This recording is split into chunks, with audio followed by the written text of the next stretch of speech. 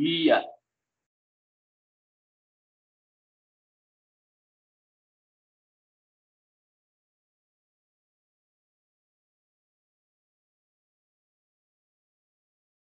Oke, sebelum memulai, sudah dilakukan perekaman oleh Akta. Ya, terima kasih Akta.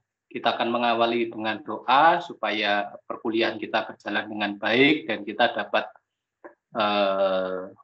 mendapatkan pengetahuan dan pengalaman baru tentang audit. Berdoa menurut iman kepercayaan masing-masing, dipersilahkan.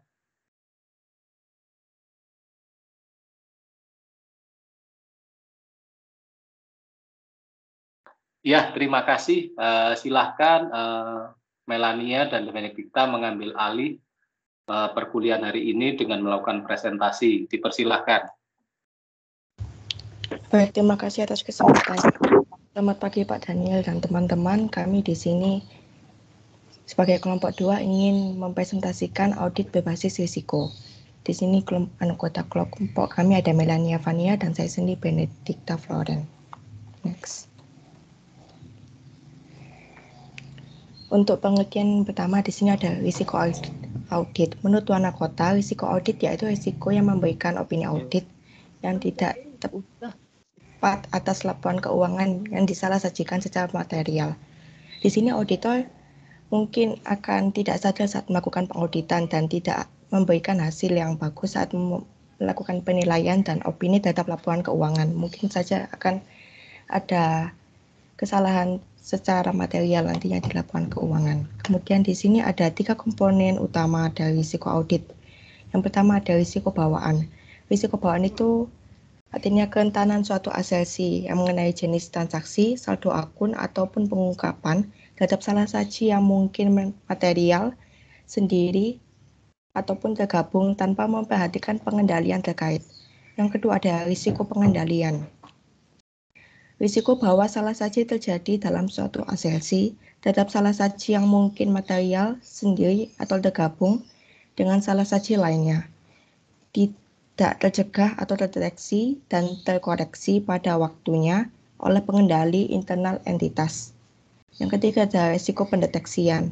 Di sini prosedur yang dilakukan oleh auditor untuk menekan risiko audit ke tingkat rendah dapat diterima dan tidak mendeteksi salah saji secara material. Next. Risiko audit terdiri atas 2 unsur utama. Yang pertama risiko bawaan dan risiko pengendalian. Di sini risiko bawaan dan risiko pengendalian memiliki sifat laporan keuangan berpotensi memiliki salah saji secara material yang bersumber pada operasi entitas dan rancangan pengendalian internal manajemen. Yang kedua, risiko pendeteksian memiliki sifat auditor mungkin gagal deteksi salah saji material dalam laporan keuangan tersebut yang bersumber sifat dan luasnya prosedur audit yang dilakukan. Next.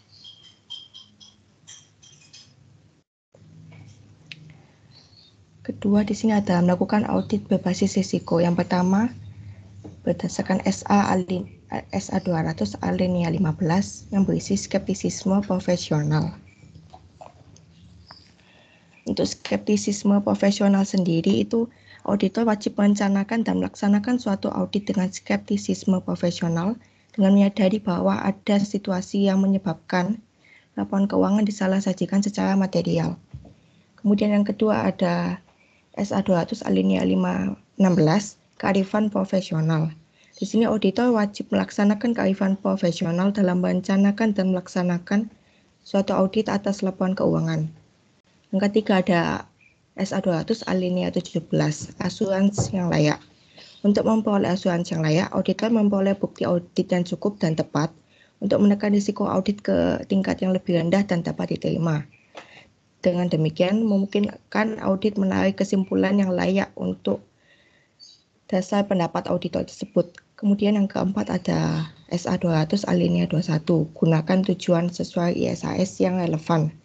Di sini untuk mencapai tujuan menyeluruhnya, auditor wajib menggunakan tujuan yang dinyatakan dalam ISAS yang relevan dalam merencanakan dan melaksanakan audit tersebut dengan memperhatikan yang pertama menentukan apakah prosedur audit tambahan di samping yang diwajibkan ISAS memang diperlukan untuk mencapai tujuan yang dinyatakan. Yang kedua, mengevaluasi apakah bukti yang cukup dan tepat sudah diperoleh. Next. Kemudian ada manfaat dari audit berbasis risiko. Di sini yang pertama ada fleksibilitas waktu. Prosedur penilaian risiko tidak menguji transaksi dan saldo secara rinci. Prosedur itu belum dapat dilaksanakan jauh sebelum akhir tahun, dengan dapat menyeimbangkan beban kerja auditor secara merata dan memberi waktu klien untuk menanggapi dari hasil auditnya. Yang kedua ada upaya tim audit terfokus pada area kunci, memahami di mana risiko salah satu material bisa terjadi dalam laporan keuangan. Jadi di sini auditor dan timnya akan mengerahkan tenaga lebih untuk di tempat yang memiliki risiko tinggi dan mengurangi pekerjaan di risiko rendah. Kemudian prosedur audit terfokus pada risiko, menanggapi risiko secara umum, dapat dikurangi secara signifikan bahkan bisa dihilangkan. Next.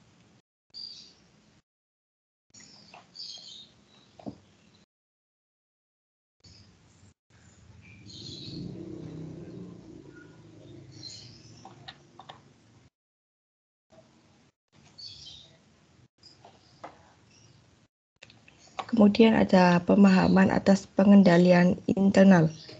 Di sini memungkinkan auditor untuk mengambil keputusan yang tepat untuk menguji atau tidak menguji efektifnya pengendalian intern. Kemudian ada komunikasi tepat waktu, mengkomunikasikan kelemahan dalam pengendalian intern kepada manajemen secara tepat waktu untuk memungkinkan entitas mengambil tindakan tepat dan menguntungkan bagi mereka nantinya. Next.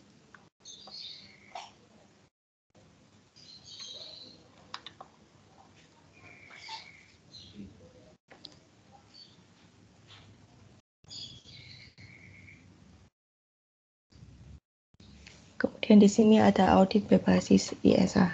ISA atau International Standards on Auditing merupakan standar audit terbaru yang diadopsi Indonesia dan mulai digunakan pada 1 Januari 2013. Akuntan publik di Indonesia wajib melakukan audit atas laporan keuangan berdasarkan standar baru yang telah ditetapkan, yaitu ISA. ISA sendiri menerapkan atau mengadopsi pula dari pendekatan pengauditan berbasis risiko ini. Next.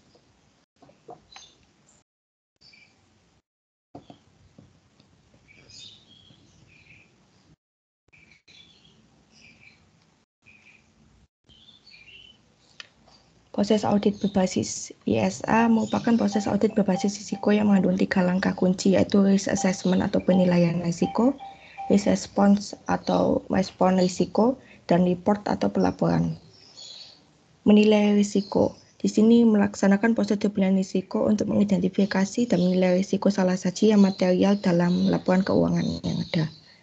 Kemudian yang kedua ada menanggapi risiko atau risk response, merancang dan melaksanakan prosedur audit selanjutnya yang menanggapi risiko salah saji secara material yang telah diidentifikasikan dan dinilai pada tingkat laporan keuangan dan asesi.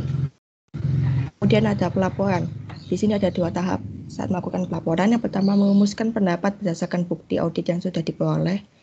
Dan yang kedua, membuat dan menerbitkan laporan yang tepat sesuai kesimpulan yang ditarik. Next. Selanjutnya adalah AUFAC atau International Federation of Accountants, adalah suatu organisasi global untuk profesi akuntansi di seluruh dunia. AIFAC ini didirikan pada tanggal 7 Oktober 1977 di Munich, Jerman pada Kongres Akuntan Dunia kedua. Dan sekarang keanggotaan AIFAC terdapat 180 organisasi akuntan profesional di 135 negara dan yurisdiksi, yang mewakili lebih dari 3 juta akuntan profesional di dunia.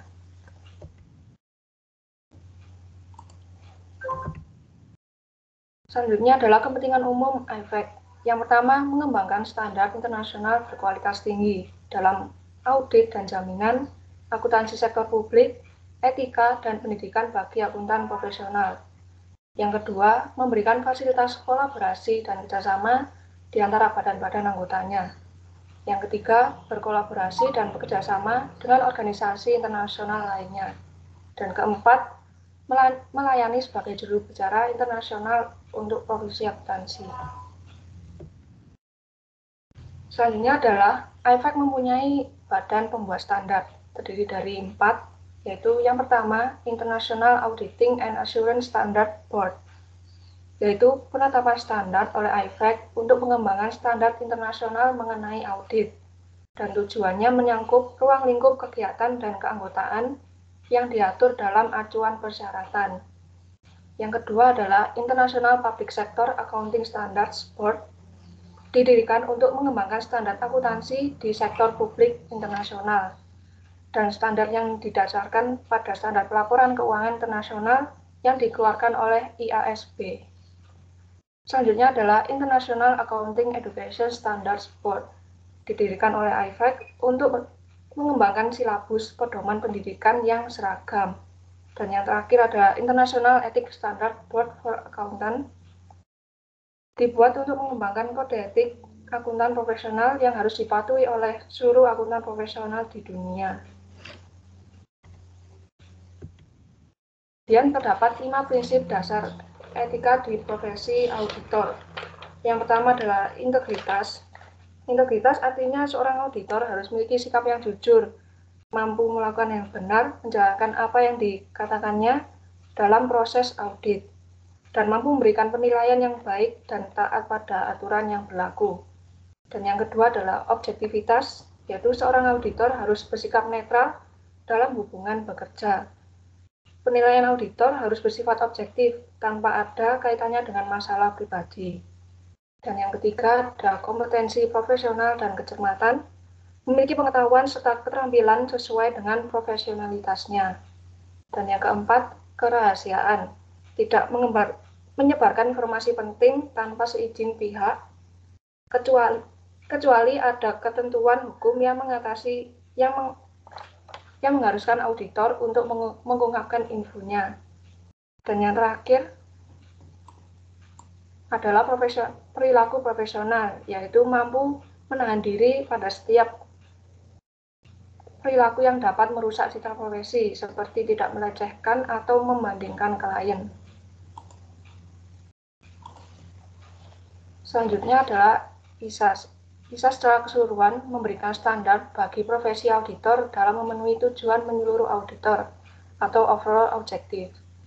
ISAS sendiri mengatur tanggung jawab umum auditor dan pertimbangan yang lain yang relevan dalam menetapkan pertanggungjawabannya. ISAS berisi ketentuan, persyaratan, atau kewajiban bersyarat atau conditional requirement masih relevan dengan situasi yang digambarkan dalam ISA. Namun beberapa ISAS tidak relevan dengan situasi yang dihadapi, seperti internal audit atau group accountant. Kemudian ada sistem pengendalian mutu. Menurut SPAP, dalam seksi 100 nomor 7 terdapat 9 unsur prosedur dalam penerapan pengendalian mutu di KAP. Yang pertama, independensi, yaitu sikap yang harus dimiliki akuntan publik untuk mempertimbangkan fakta secara objektif dan tidak memihak. Yang kedua adalah penugasan personel. Menurut SPAP, adalah kebijakan atau prosedur pengendalian mutu mengenai personel. Yang ketiga adalah konsultasi.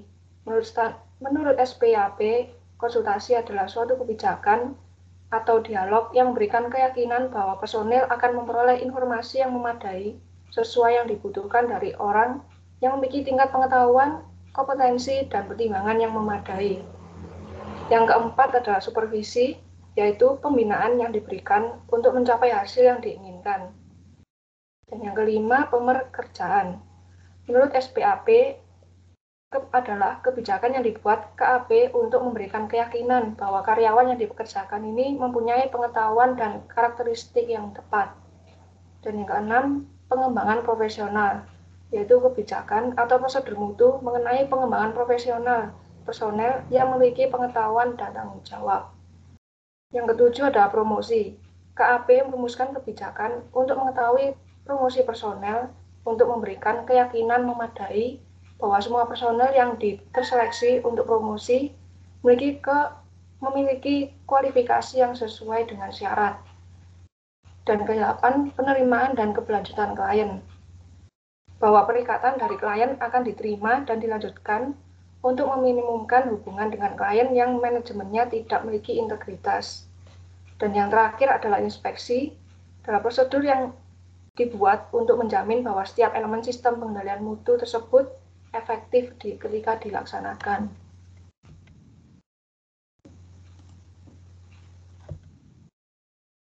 Nah, selanjutnya adalah PDCA, yaitu adalah salah satu cara untuk mengimplementasikan dan memantau pengendalian mutu. Terdiri dari 4, yaitu pertama, plan, menetapkan tujuan dan proses Q system yang diperlukan agar KAP dapat memberikan output sesuai dengan syarat.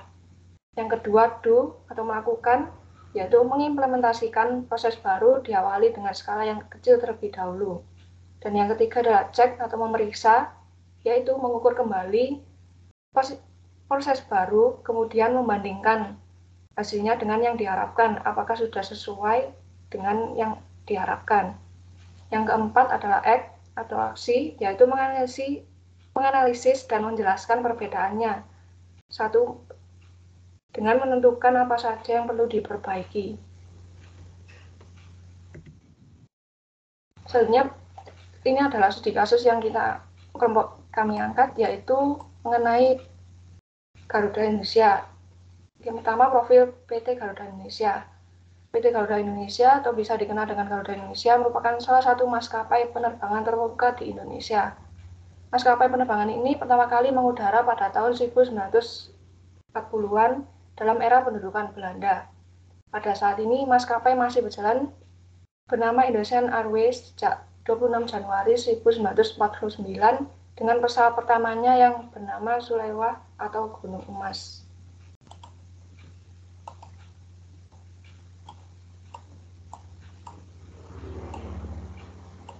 Kemudian kasusnya yaitu kelalaian auditor Garuda Indonesia. Kementerian Keuangan Indonesia memaparkan ada 3 kelalaian yang dilakukan oleh akuntan publik dalam melakukan pengauditan laporan keuangan milik PT Garuda Indonesia pada tahun 2018. Laporan keuangan milik PT Garuda Indonesia ini tahun 2018 tersebut diaudit oleh akuntan publik Kasner PA dari kantor akuntan publik Tanubrata, Sutanto, Fahmi, Bambang, dan rekan. Penjelasan selanjutnya akan disampaikan oleh Floren.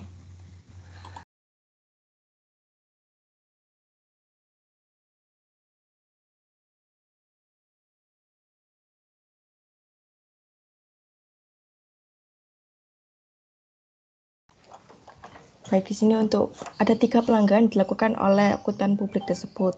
Yang pertama adalah pelanggaran terhadap standar audit 315. Di sini standar audit 315 itu berarti berkaitan dengan tanggung jawab auditor untuk mengidentifikasi dan menilai risiko kesalahpenyajian material dalam laporan keuangan melalui pemahaman atas entitas dan lingkungannya termasuk pengendalian internal entitas. Di sini auditor melakukan kesalahan karena telah mengakui pendapatan atas transaksi dengan PT Mahata, padahal di situ PT Garuda Indonesia belum menerima pelunasan piutangnya secara nominal. Jadi di situ di laporan keuangan telah ditulis telah menerima, padahal itu belum diterima oleh PT Garuda. Next.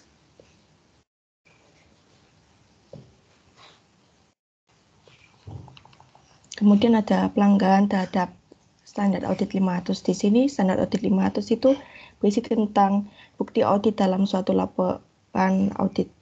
Bukti audit dalam suatu audit laporan keuangan dan berkaitan dengan tanggung jawab auditor untuk merancang dan melaksanakan prosedur audit untuk memperoleh bukti audit yang cukup dan tepat dalam menarik kesimpulan nantinya. Di sini KAP ini kesalahannya karena tadi itu juga kan belum menerima pendapatannya secara nominal. Jadi pastinya belum ada bukti audit yang telah diterima, namun telah diakui sebagai penerimaan pendapatan. Next. Kemudian yang ketiga ada pelanggaran di standar audit 560. Standar audit ini berhubungan dengan tanggung jawab auditor berkaitan dengan peristiwa kemudian dalam suatu audit atas laporan keuangan. Di sini audit tidak memperhitungkan atas tanggal-tanggal setelah laporan keuangan yang diterbitkan itu. Next.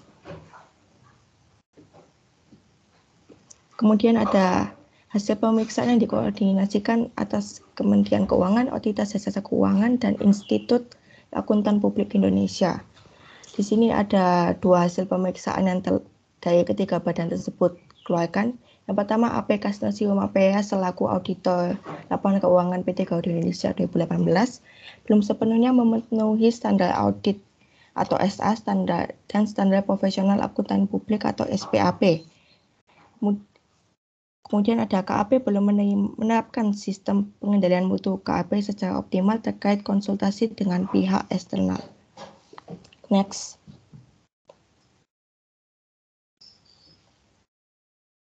Kemudian di sini juga ada dua sanksi yang diberikan terhadap auditor dan kantor audit publik tersebut.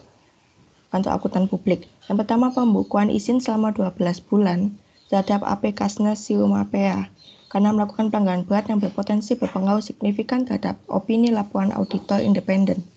Yang kedua, ada peringatan tertulis dengan disertai kewajiban untuk melakukan perbaikan terhadap sistem pengendalian mutu KAP dan dilakukan review oleh BDO International Limited terhadap KAP Tanubata, Sutanto, Fahmi, Bambang, dan rekan.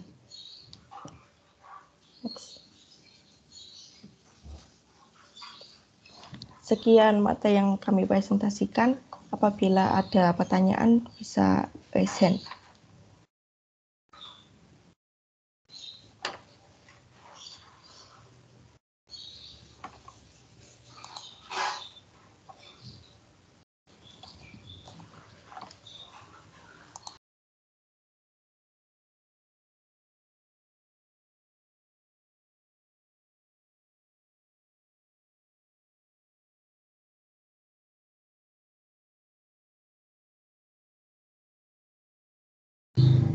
Baik, di sini sudah ada 5 orang penanya. Dan kelompok kami akan menjawab 2 pertanyaan terlebih dahulu, yaitu milik Garcia LT Kusuma Wadani dan Sieni Jessica Carolina. Untuk Garcia LT bisa disampaikan pertanyaannya.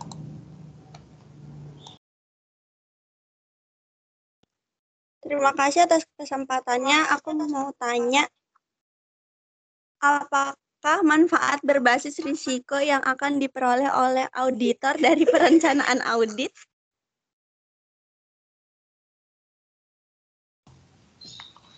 Baik, terima kasih. Untuk Sieni bisa diutarakan pertanyaannya.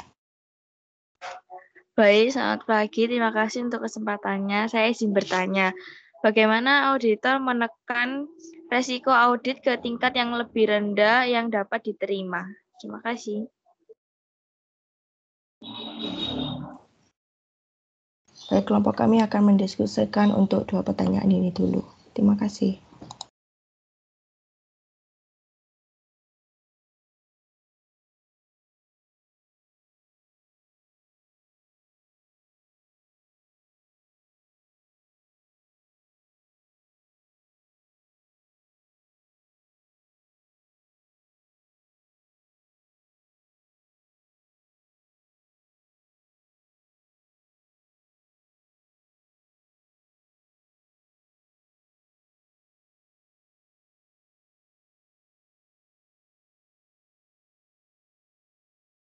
Baik, saya Fania di sini akan menjawab pertanyaan dari Sieni, yaitu bagaimana auditor menekan risiko audit ke tingkat rendah yang dapat diterima. Menurut kelompok, untuk menekan risiko audit ke tingkat rendah yang dapat diterima, audit harus yang pertama menilai risiko salah saji yang material, dan yang kedua menekan risiko pendeteksian. Begitu Sieni yang akan menjawab. Ya, terima kasih Fania atas jawabannya, sangat menjawab. Sama-sama.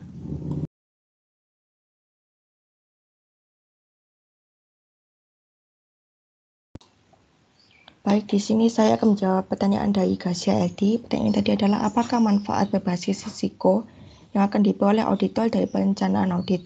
Jadi di sini ada 3 manfaat yang akan didapatkan oleh auditor. Pertama, mendapatkan bukti yang tepat dan mencukupi. Yang kedua, menjaga biaya audit tetap wajar. Dan yang ketiga, menghindarkan kesalahpahaman dengan klien. Begitu, Chris. Baik, terima kasih atas pertanyaannya. Terima kasih. Baik, kami akan mengambil 2 pertanyaan lagi dari Mika Tinanda dan Yulia Elina. Untuk Mika Tinanda, dipersilahkan. Baik, terima kasih atas kesempatannya. Saya Mika NIM 12201007 mau bertanya, mengapa di Indonesia itu menggunakan ISA sebagai standar audit internasional? Terima kasih. Baik, terima kasih Mika atas pertanyaannya. Kemudian Yulia Elina, dipersilahkan. Baik, terima kasih kesempatannya. Saya Yulia ingin bertanya, apakah pengauditan berbasis risiko ini memiliki kelemahan? Kalau memang ada, bisa dijelaskan. Terima kasih. Baik, terima kasih Yulia. Kelompok kami akan berdiskusi terlebih dahulu. Terima kasih.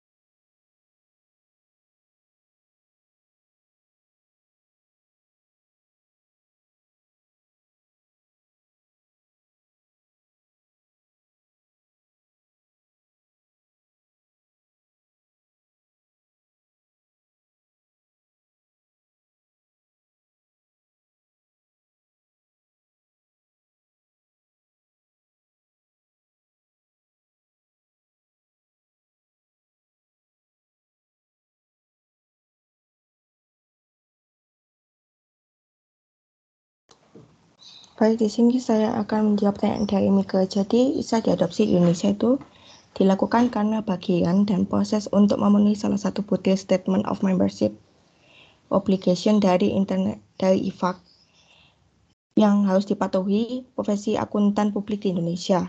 Adopsi ISA ini juga bertujuan untuk merespon rekomendasi dari World Bank sekaligus sebagai wujud pelaksanaan komitmen Indonesia sebagai salah satu anggota dari G20 yang mendorong setiap anggotanya untuk menggunakan standar internasional. Begitu, Mika. Baik, sudah jelas. Terima kasih atas jawabannya. Terima kasih. Kemudian saya akan menjawab pertanyaannya dari Yulia Elina. Pertanyaannya, apakah ada kelemahan untuk melakukan audit berbasis risiko? Jawabannya ada. Yang pertama, audit berbasis risiko dapat mengancam independensi auditor internal. Dan yang kedua, audit berbasis risiko memerlukan kerja keras.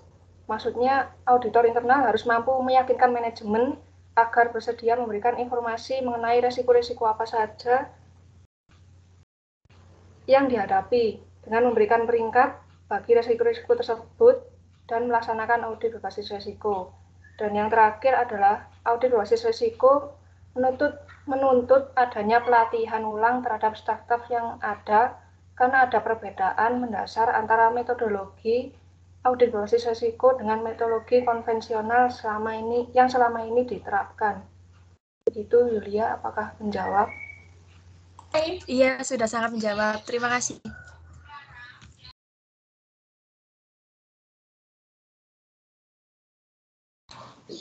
Baik, di sini masih ada 2 pertanyaan lagi, yaitu Taniati dan Silviana Putri. Untuk Taniati, dipersilakan. Baik, saya Tania. Kan di profesi atau salah satu profesi kan ada etika profesi ya, termasuk profesi menjadi auditor. Nah, hal apa yang mendorong profesi itu menetapkan etika profesionalnya, yang kemudian hal tersebut itu harus dipatuhi oleh anggota profesi tersebut. Terima kasih. Baik, terima kasih Tania atas pertanyaannya. Kemudian Silviana bisa bertanya. Baik, terima kasih atas kesempatannya. Saya Silviana, NIM 122010026. Pertanyaan saya tadi kan disampaikan yang terakhir pada PPT terdapat beberapa contoh kasus kayak kelalaian pengauditan pada suatu perusahaan ya. Jadi pertanyaan saya, bagaimana penerapan resiko berbasis audit ini saat ini di Indonesia? Terima kasih. Baik, terima kasih Tania dan Sylviana atas pertanyaannya. Kelompok kami akan berdiskusi terlebih dahulu.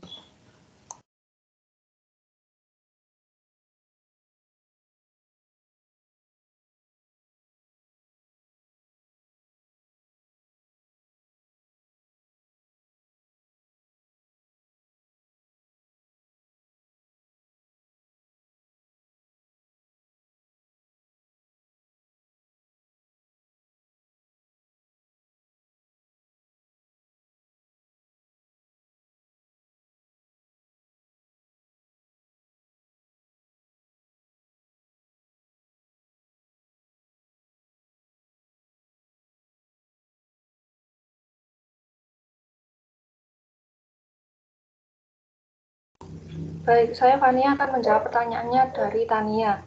Pertanyaannya, apakah yang mendorong profesi menetapkan etika profesional yang harus dipatuhi oleh anggota profesi? Dan jawabannya adalah faktor pendorong profesi menetapkan etika profesional yang harus dipatuhi oleh anggota profesinya adalah suatu kebutuhan profesi. Adalah suatu kebutuhan profesi tersebut tentang memberikan kepercayaan yang lebih pada masyarakat terhadap mutu jasa yang diberikan oleh profesinya dengan menunjukkan kualitasnya begitu. Begitu Tania, apakah menjawab? Baik, terima kasih sudah menjawab.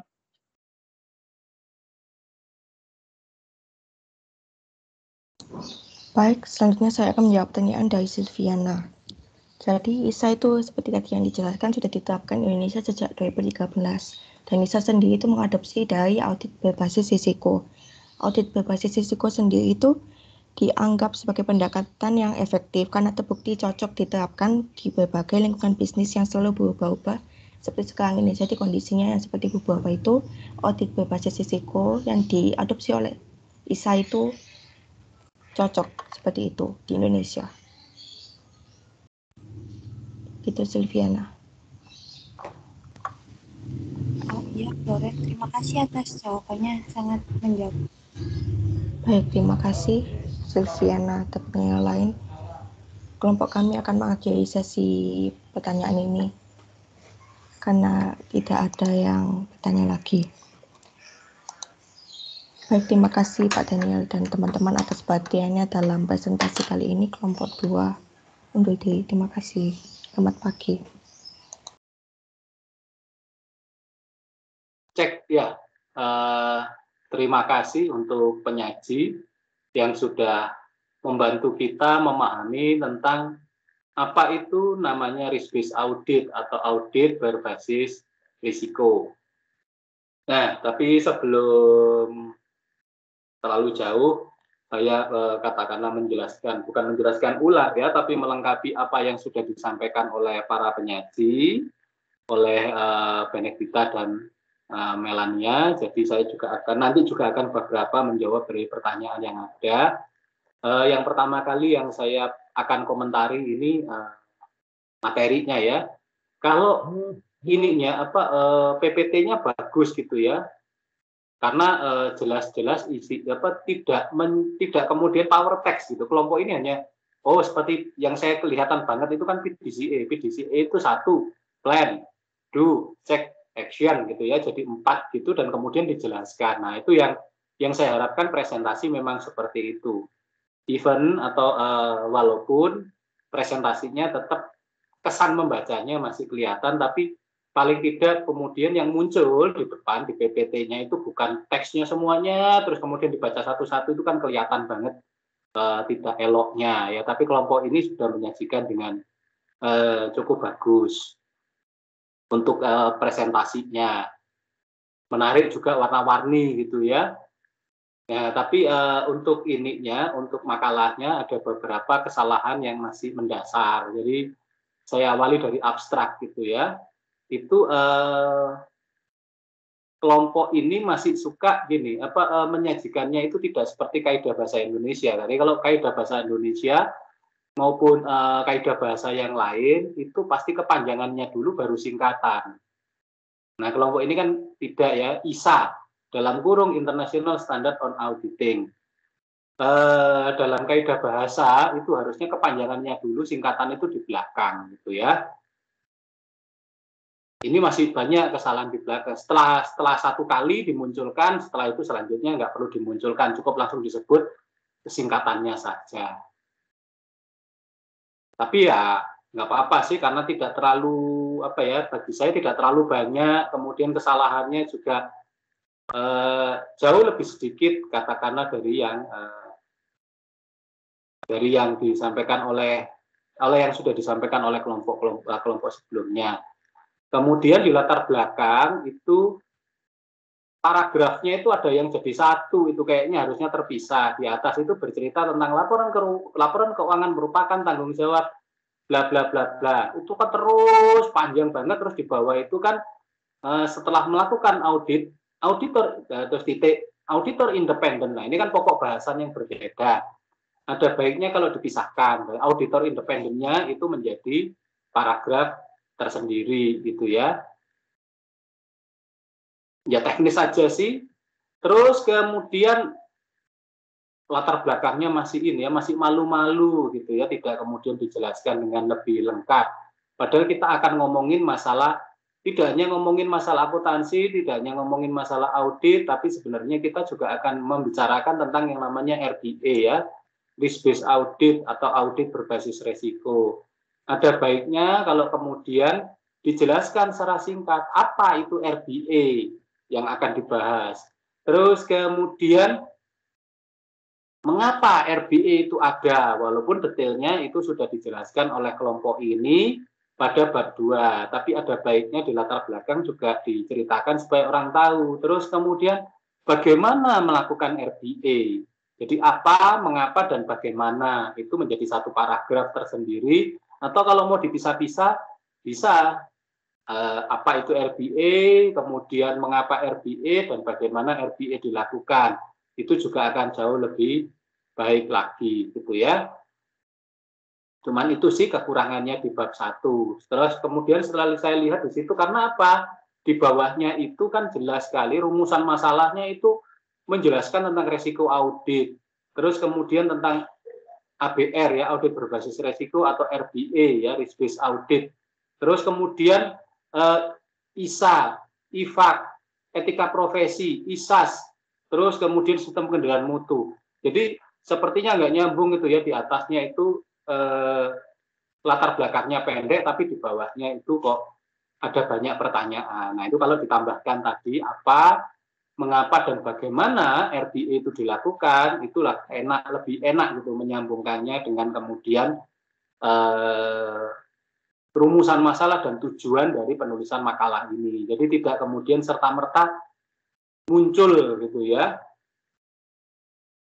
di bab 2 itu. Jadi tidak serta-merta muncul menjadi pertanyaan dan kemudian harus dijawab di bab 2. Tapi dijelaskan sedikit di bab 1. Nah, di bab 2 relatif lebih sedikit kesalahannya. Semakin ke belakang, nah, begini, fenomenanya yang aneh itu kakak kelas kalian, ya kalau saya kan nggak bisa membandingkan dengan teman-teman kalian ya. Rata-rata kakak kelas kalian itu bagus di awal, di belakang itu semakin banyak kesalahannya. Nah, kelompok ini berbalik gitu ya. Di awal ternyata banyak masukan yang bisa saya berikan, tapi giliran masuk di bab 2, di bab 3, di bab 4, bahkan bab 5, itu kesalahannya semakin nggak ada gitu, semakin sedikit, bahkan nyaris nggak ada gitu.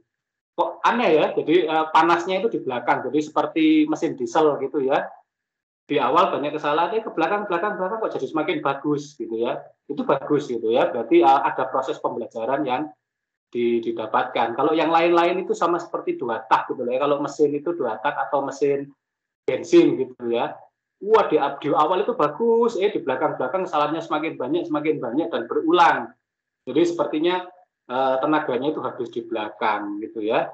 Tapi kelompok ini enggak, jadi fenomenanya menarik, berbeda, dan saya harapkan itu dari bab 1 sebenarnya kesalahannya juga minimal. Kalau dari awal minimal ke belakang sama seperti ini, kelompok ini kemudian semakin sedikit kesalahannya ke belakang, tentu saja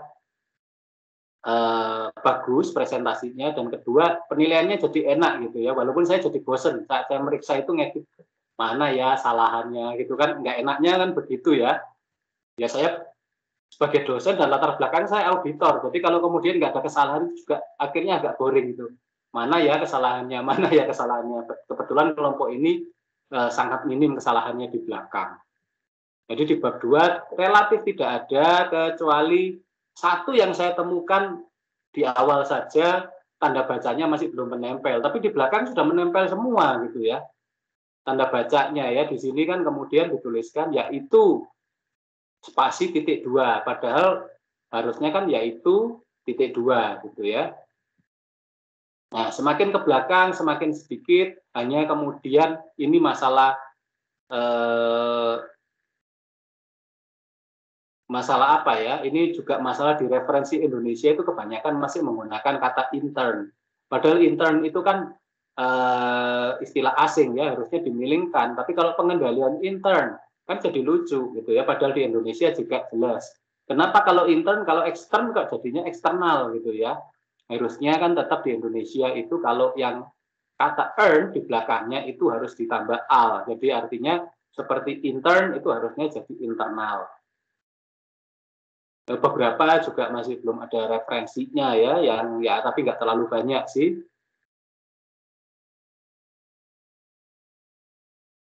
Ya ini yang saya garis bawahi ternyata lebih banyak karena kesalahan itu tadi intern. Terus resiko, masih ada kata resiko ya, kan bahasa Inggrisnya risk. Jadi harusnya kan bahasa Indonesianya itu adalah risiko, bukan resiko. Terus kemudian ada analisa. Harusnya menjadi analisis karena bahasa Inggrisnya kan analysis yang belakangnya itu pakai IST ya. IST itu terjemahannya bahasa Indonesianya menjadi IS.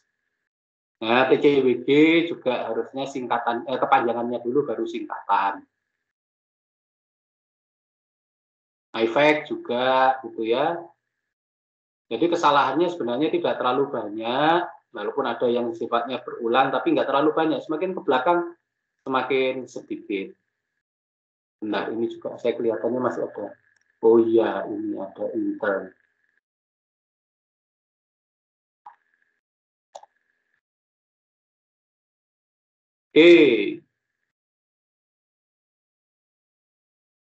Oh iya, terus kalau untuk tabel, itu tetap di atasnya. Jadi kalau tabel, gambar, ataupun grafik itu harus dikasih penjelasan di atasnya ya.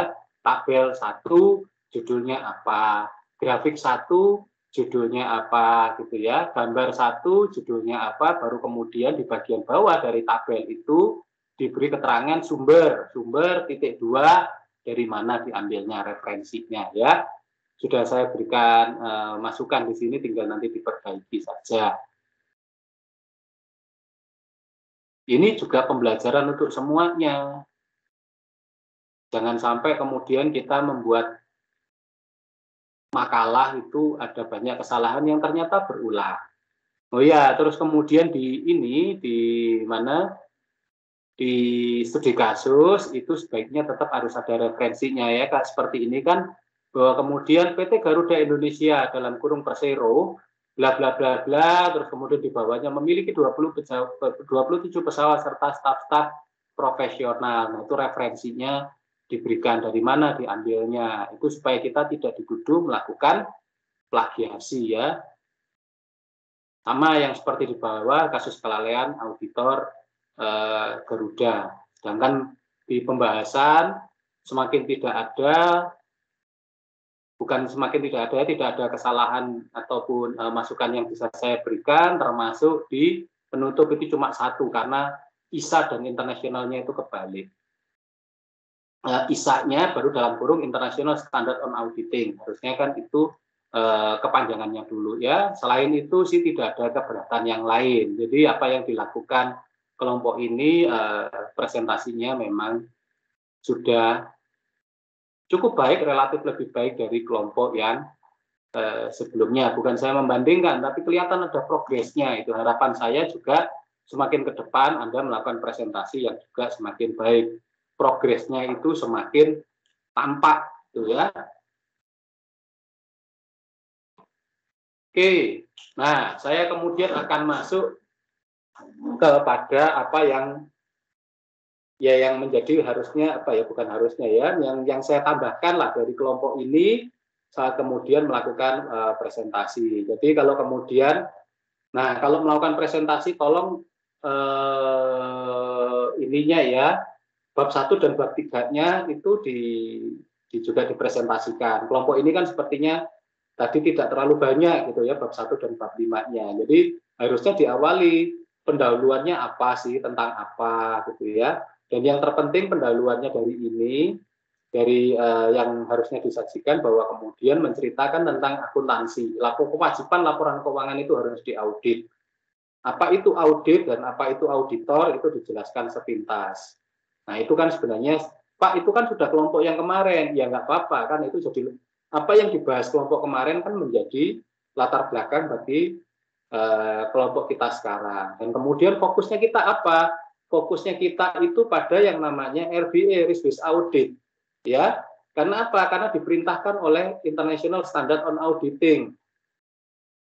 Ya, sedangkan apa itu RBA, Risk Based Audit? Nah, itu yang kemudian muncul di bab 2. Nah, kemudian penjelasan lebih detailnya itu ada di bab 2. Nah, kelompok ini mengawalinya dengan yang namanya resiko audit. Nah, sebenarnya kalau kita ingat resiko audit itu bisa disingkat menjadi 3 ya. Resiko audit itu bisa dijadikan rumus. Nah, kelompok ini belum ada rumusnya. Jadi nanti tolong bisa ditambahkan ya.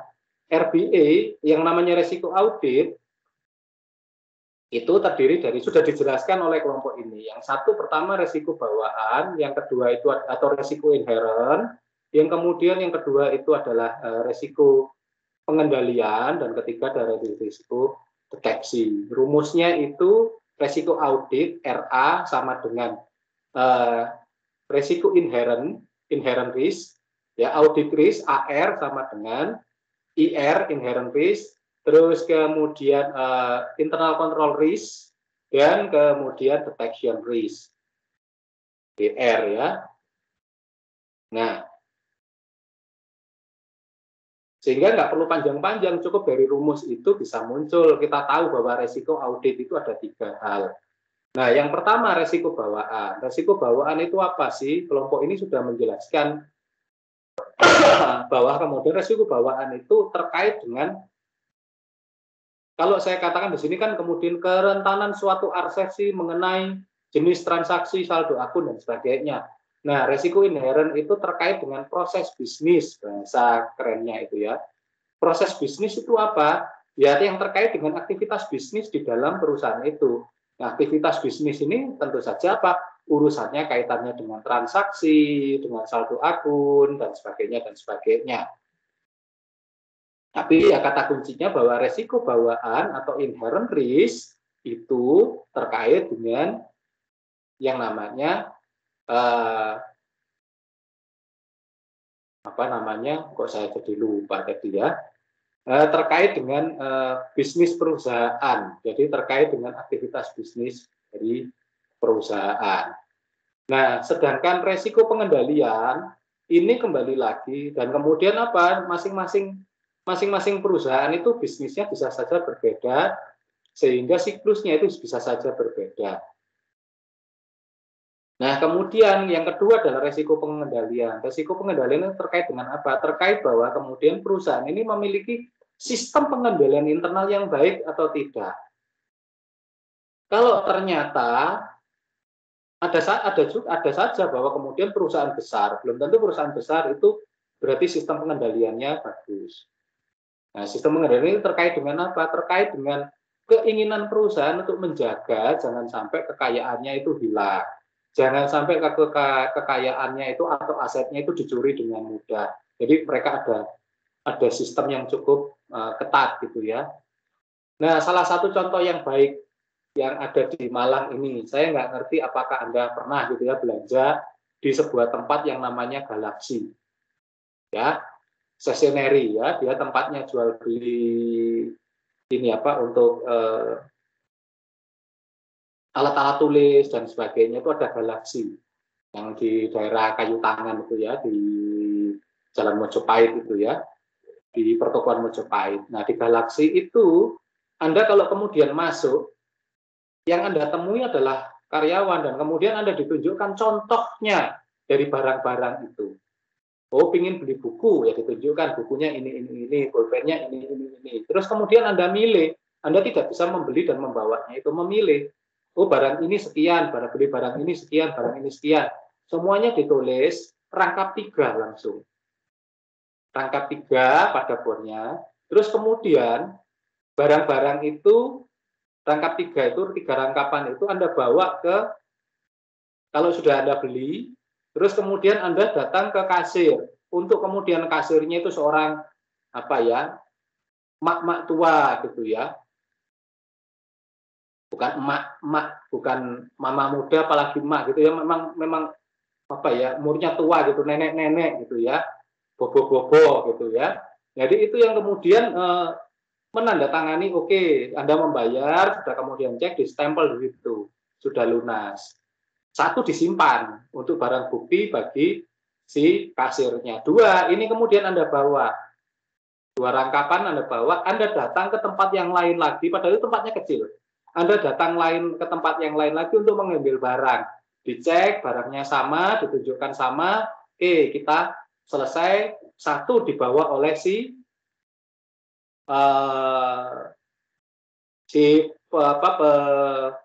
yang barang itu ya, yang bagian pengadaan barang, dan kemudian 1 lembar yang ada tulisannya lunas, stempel lunas itu yang Anda bawa untuk Anda keluar masih dicek lagi bahwa kemudian barangnya sama atau tidak. Jadi ceknya itu berlapis.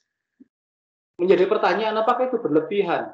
Mungkin bagi beberapa orang berlebihan, tapi ternyata di sana malah jadi banyak orang suka karena jadi langganan. Selain harganya murah, jadi langganan orang banyak. Karena apa? Ketat sekali. Jadi tidak ada barang itu yang keluar itu tidak semuanya tersortir, tidak ada barang yang keluar itu tidak teridentifikasi barangnya. Nah, itu pengendaliannya ketat. Artinya bahwa itu mencegah pencurian, mencegah adanya fraud, kecurangan. Nah, itu bagus. Tapi bagi beberapa orang mungkin berlebihan. Kalau yang belinya cuma 1-2 mungkin tidak suka. Nah, saya senang ke sana karena saya melihat ini sebuah sistem yang bagus. Saya nggak ngerti gitu ya, ini bagaimana dia bisa menciptakan sistem seperti itu.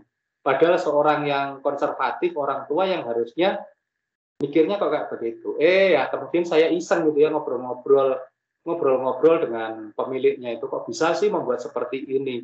Ya ternyata anaknya itu sekolahnya akuntansi lulusan Singapura. Oke, gitu ya. Bahwa kemudian sistem itu dibuat ketat karena dia mengacu pada sistem yang ada di Singapura sana gitu ya. Ya untuk sekarang sih mungkin tidak terlalu relevan karena sekarang sudah menggunakan teknologi. Tapi ya bahwa kemudian di situ tingkat pencurian jadi sangat kecil, tingkat kendali terhadap mutu barang sangat bagus, kerusakan barang sangat diminimalisir. Walaupun tempatnya kecil. Tapi saya senang belanja ke sana karena saya belajar sistem pengendalian yang baik. Nah, itu contohnya resiko pengendalian. Tapi ada perusahaan yang sudah mau kamu ambil berapa dan sebagainya. Contoh yang lain lagi, saya pernah mengaudit. Ini saya bukan mengaudit, kalau yang di Galaxy itu saya hanya mengamati. Kemudian saya pernah mengaudit. Saya pernah mengaudit sebuah semacam mart ya, minimarket gitu ya. Ada beberapa jaringannya di Malang ini nggak terlalu banyak, tapi dia bukan yang seperti Alfamart, Indomaret, tapi dia ada beberapa tempat di beberapa Malang yang dia punya toko lah. Kebetulan pemiliknya itu dekat dengan rumah saya di sini ya, di Istana Dian situ. Nah, apa yang terjadi saat kemudian saya itu mengaudit ke sana, itu ternyata pagi-pagi saat open gitu ya, saya kan harusnya ngaudit itu kan melihat mulai dari open store ya, toko itu dibuka atau open factory gitu ya, kita buka operasionalnya sampai penutupan. Nah, pagi-pagi itu yang lainnya masih menata. Nah, tuh kasir itu tugasnya apa? Dia kemudian membeli beberapa bungkus permen dengan uang sendiri. Dia beri yang saya tahu kemudian bukan uang dia sendiri ya, ternyata itu urunan dari staf toko gitu, dia beli. Terus kemudian dia beli beberapa permen itu. Permen yang pak-paknya besar gitu ya. Nah, kemudian operasionalnya biasa saja. pengendaliannya biasa, pengawasannya cukup bagus. Tapi yang saya kemudian jadi perhatikan bahwa kemudian kembalian atau susuknya selalu dia itu apa, melakukan pengembalian yang 600, 700 rupiah, itu selalu dengan permen. Nah, karena itu ada di beberapa perumahan yang tokonya ini ada di beberapa dekat dengan beberapa perumahan yang cukup besar, terus kemudian yang datang itu lebih banyak pembantu-pembantu gitu ya dari penghuni perumahan itu, ya nggak apa-apa lah 600, 700 kan jadi permen itu kan juga seneng gitu ya, bagi yang dikasih kembalian itu kan ya jadi miliknya dia. Kalau bosnya nggak akan nanya, kan kembalianku yang 700 mana? Kan nggak akan ditanyakan, dikembalikan dengan permen. Nah itu kemudian, nah itu bagi saya itu adalah kecurangan, karena kemudian sekali dia beli permen, kemudian saya ajak ngobrol gitu ya, si kasirnya itu berapa sehari dia permen. Sehari itu bisa tiga pak besar gitu ya yang dia belikan, gitu. Sehingga kemudian ya terus itu kemudian bagaimana ini, apakah kamu mencuri? Oh enggak, saya beli kok, dicatat sebagai pembelian oleh toko. Dan bagi pemilik toko enggak apa-apa. Karena apa? Itu bagi pemilik toko itu semacam apa ya, reward, bonus yang bisa diberikan kepada masing-masing penjaga toko. Jadi kemudian penjaga toko itu setiap 1 minggu sekali kemudian dihitung kemudian pengembaliannya itu berapa, dapatnya dibagi sesuai dengan banyaknya urunan. Lah, berarti itu kan sama dengan menipu pembeli gitu ya. Pembelinya disuruh beli, kembaliannya disuruh membeli permen, dan kemudian permennya itu dihargai sejumlah tertentu, dan kemudian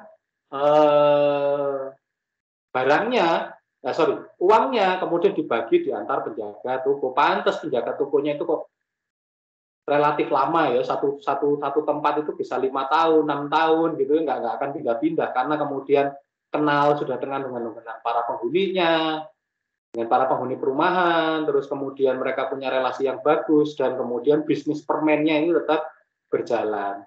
Nah setelah saya buat laporannya, hasil auditnya, ya bagi bosnya itu ini loh bagian dari saya, kemudian daripada saya mengeluarkan bonus setiap 1 bulan, katakanlah kalau THR tetaplah gitu. Kalau daripada saya mengeluarkan bonus tiap bulan, nah ini kan saya jadikan ini adalah bonus bagi mereka. Jadi diberi kesempatan yang namanya para penjaga toko, kasir sampai penjaga tokonya itu memiliki bisnis di dalam bisnis itu. Nah berarti apa? Dia lemah pengendalian internalnya. Ya saya berikan masukan nggak apa-apa kalau tujuannya bagus seperti itu. Tapi melemahkan pengendalian internal, karena apa? Budaya kemudian bisnis di dalam bisnis itu jadi hal yang wajar. Jadi jangan salahkan kalau kemudian nanti ada kecurangan-kecurangan lain yang kemudian karena mereka dibiasakan melakukan bisnis di dalam bisnis mereka.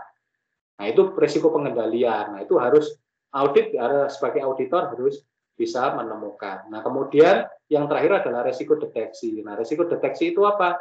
Terkait dengan kemampuan dari kemampuan dari auditor melakukan deteksi terhadap tingkat kesalahan yang material atau tingkat fraud atau tingkat apapun yang kemudian menjadi kelemahan dari perusahaan itu.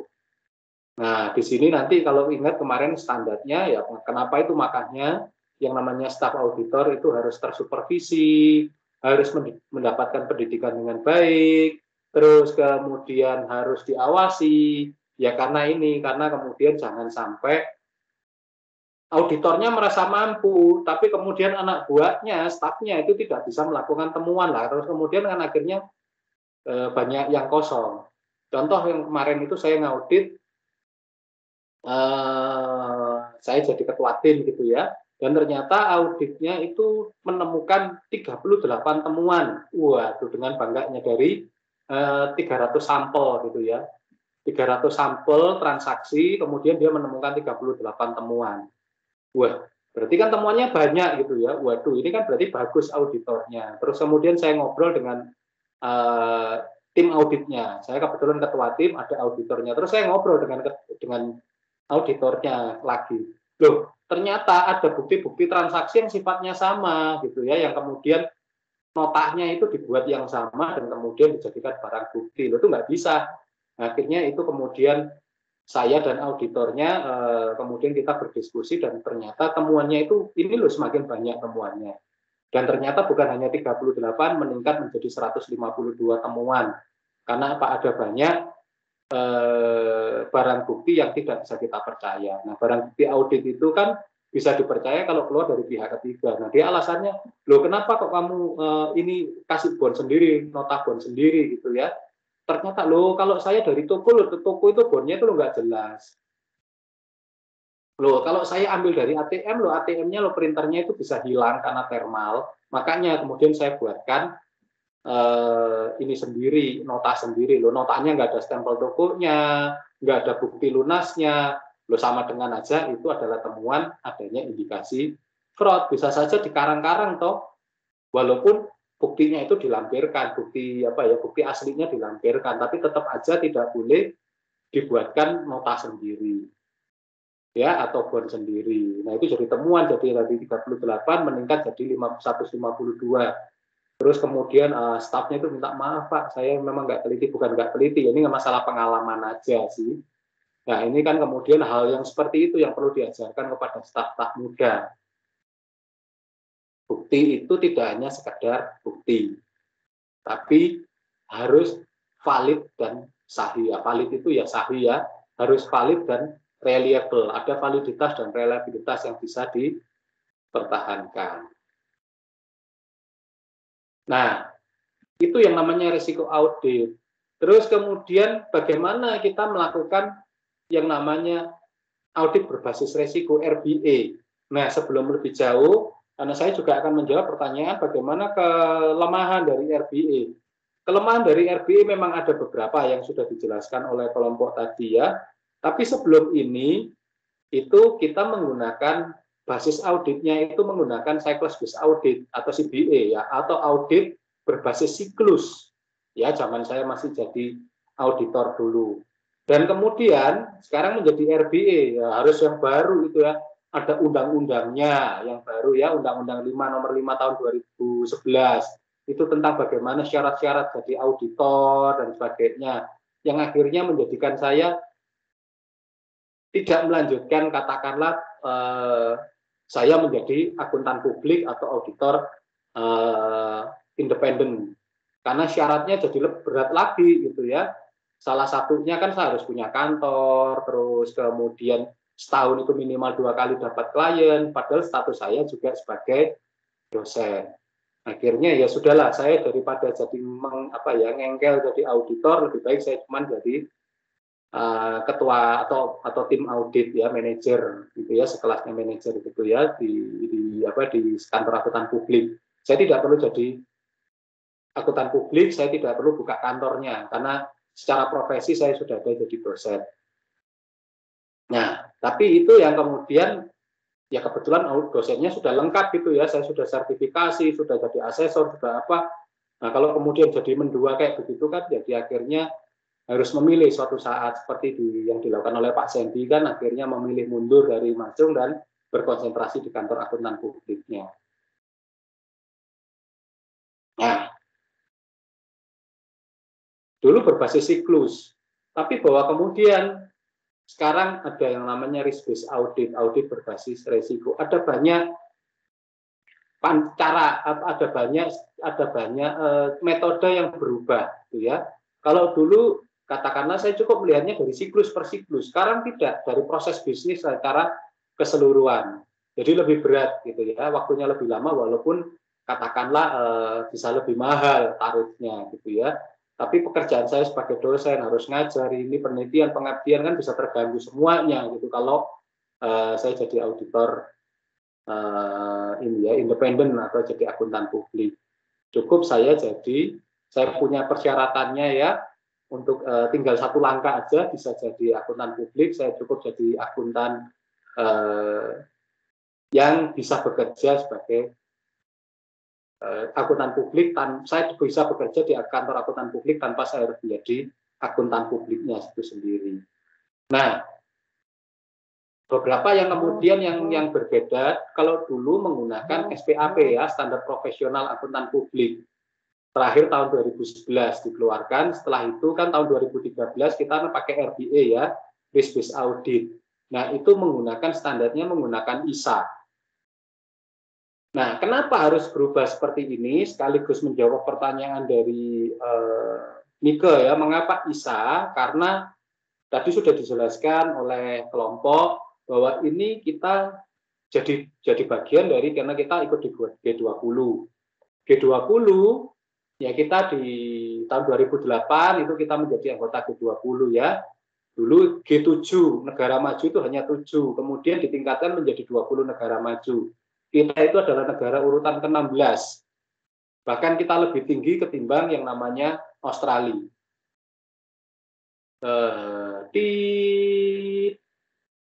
Jadi pertanyaan ya, kita lebih baik secara ekonomi, kita lebih besar dari Australia.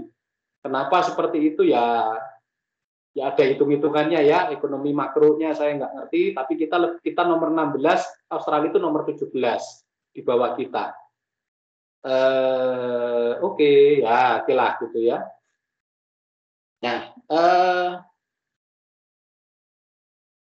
Nah, kemudian dari aturan itu kita kemudian secara akuntan itu kita harus mengambil yang ada dua prinsip yang harus kita ikuti. Satu itu harus ikut IFRS ya, setelah menjadi anggota G20 itu kita harus ikut IFRS, artinya standar akuntansinya itu kita menggunakan IFRS atau IAS, International Accounting Standard, dan kemudian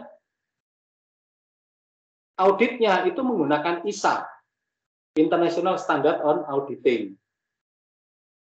Ya, jadi menggunakan IAS dan ISA, tidak lagi menggunakan GAAP dan GAAS. Ya, auditnya itu GAAS, Generally Accepted Auditing Standards. Itu tidak lagi menggunakan itu, tidak GAAP dan GAAS, tapi kita menggunakan IFRS atau IAS dan ISA. Nah, sudah paham ya? Karena kita ikut menjadi negara 20 dari negara maju dan secara internasional semuanya harus diawasi. Dan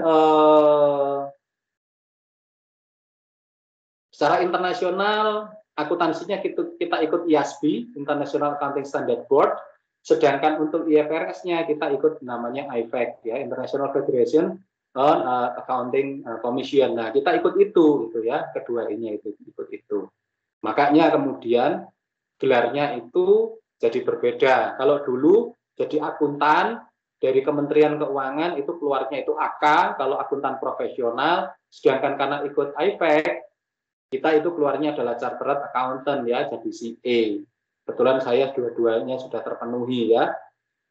Nah, kalau dulu jadi akuntan publik itu namanya BKP, bersertifikat akuntan publik.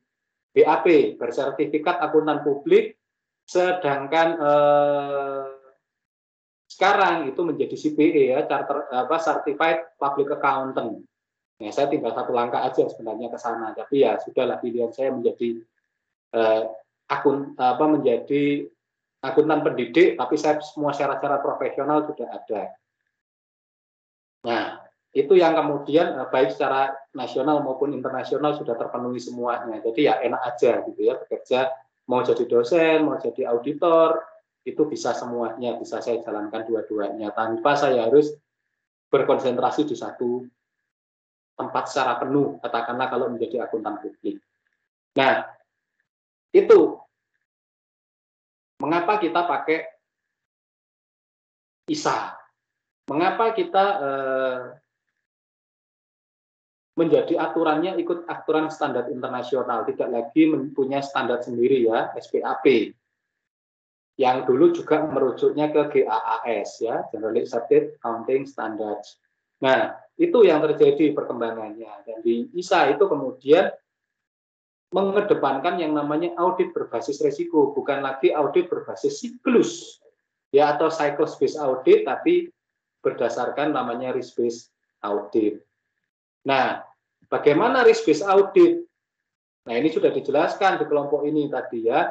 Ada kemudian alinea 200 sekian dari ISA dan sebagainya. Tapi intinya di dalam risk based audit itu ada 3 hal yang kita lakukan. Ini sekaligus menjawab pertanyaan dari Sieni. Oh ya, untuk nanti yang nanya ya, tolong sebelum bertanya itu bisa menyebutkan nama dan NIM-nya gitu ya. Ada di sini kan beberapa tadi itu kan Gracia, Sieni itu kan tidak menyebutkan nama dan NIM-nya. Oh ya terima kasih, saya akan bertanya. Kemudian saya harus, ya untungnya saya sudah print ininya apa presensinya, jadi saya harus cari namanya, kemudian nomor NIM-nya. Kalau tidak, ya kan kasihan Anda sudah bertanya, tidak menyebutkan, saya tidak tahu, atau kelewatan, nanti tidak bisa masuk nilai gitu ya. Maka untuk yang bertanya silakan menyebutkan nama dan NIM-nya. Kalau beberapa yang sudah menyebutkan di sini ya, itu sudah bagus gitu ya. Nah, kemudian 3 hal. Saya sekaligus menjawab pertanyaan dari Jenny gitu ya. Bahwa kemudian yang namanya RBA itu basisnya ada 3. Yang pertama yang dilakukan, dan ini kan kemudian tadi sudah apa itu RBA, dan mengapa RBA sudah saya jelaskan. Sekarang saya akan menjelaskan yang namanya bagaimana RBA dilakukan. RBA risk based audit dilakukan itu dengan 3 tahapan, 3 pekerjaan. Sebenarnya di kelompok ini juga sudah menjelaskan. Yang pertama itu kita harus melakukan risk assessment. Apa itu risk assessment? Jadi yang namanya risiko harus kita nilai. Nah, risiko auditnya apa? Risk assessment itu terkait dengan 3 hal tadi. Kita harus berhitung dengan risiko inherent kita. Nah, risiko inherent yang ada di dalam perusahaan. Mampu nggak kita menghandle, mampu nggak kita mengatasi besaran dari risiko itu. Kan kita nilai, kita assessment. Oh, risikonya ini ya. Risiko inherentnya kayak apa? Risiko deteksinya kayak apa ya? Risiko pengendaliannya ya, artinya bahwa pengendalian internal, sistem pengendalian internalnya harus kita pahami benar perusahaan itu. Terus kemudian risiko deteksi. Risiko deteksi itu apa? Terkait dengan sumber daya kita, mampu nggak mengatasi itu, mampu nggak kita mengerahkan orang yang kemudian bisa menyelesaikan audit. Nah, itu kita hitung semuanya. Kita lihat, kita lihat checklistnya ya. Oh ini mampu, ini tidak dan sebagainya. Terus kemudian kita berhitung semuanya seberapa besar kemampuan kita. Apakah kemudian berarti saya butuh orang tambahan? Kalau di staff saya tidak ada, mungkin saya bisa pakai tenaga ahli gitu ya dan sebagainya. Nah, di kantor akuntan publik isinya tidak hanya akuntan publiknya dan stafnya, tapi sekarang bisa diperbanyak itu dengan memperbanyak tenaga ahli. Kebetulan saya menjadi tenaga ahli di salah satu kantor akuntan publik juga. Akhirnya ya sering jadi jadi ketua audit atau tim audit atau manajer audit gitu ya. Sedangkan auditornya kan tinggal tanda tangannya aja atau penilaian akhirnya. Jadi yang kemudian staf ini yang keliling, saya yang temani, saya kemudian buat kertas kerjanya dan sebagainya, saya setorkan kepada auditornya tinggal cek, direview, diskusi lagi dengan saya, diskusi dengan stafnya, baru kemudian jadi menyusun laporan auditnya kayak begitu.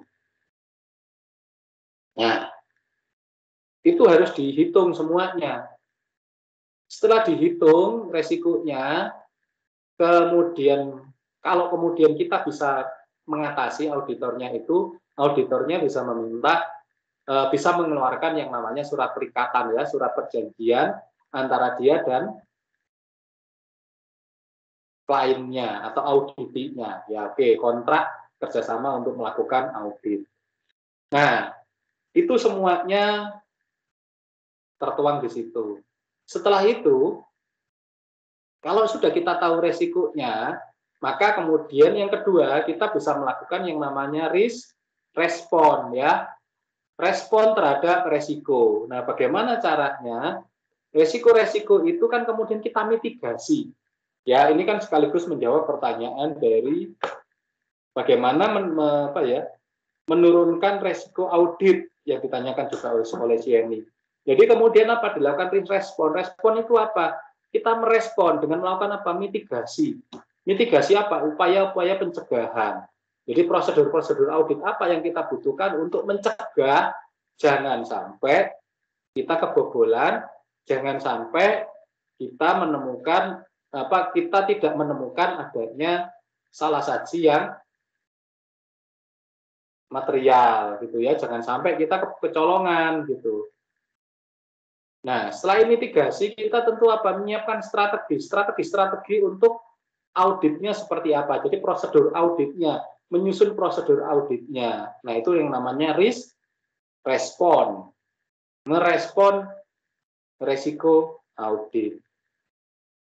Nah, kemudian baru pada tahapan yang ketiga, pekerjaan yang ketiga itu ada melengkapi bukti audit, menguji validitas dan reliabilitasnya, bila kurang perlu ditambahkan dan sebagainya, kemudian menyusun laporan dan opininya. Nah, itu 3 hal yang menjadi pekerjaan. Jadi, kemudian apa? Ya, itu tadi yang kemudian 3 hal pekerjaan tadi itu ya. Risk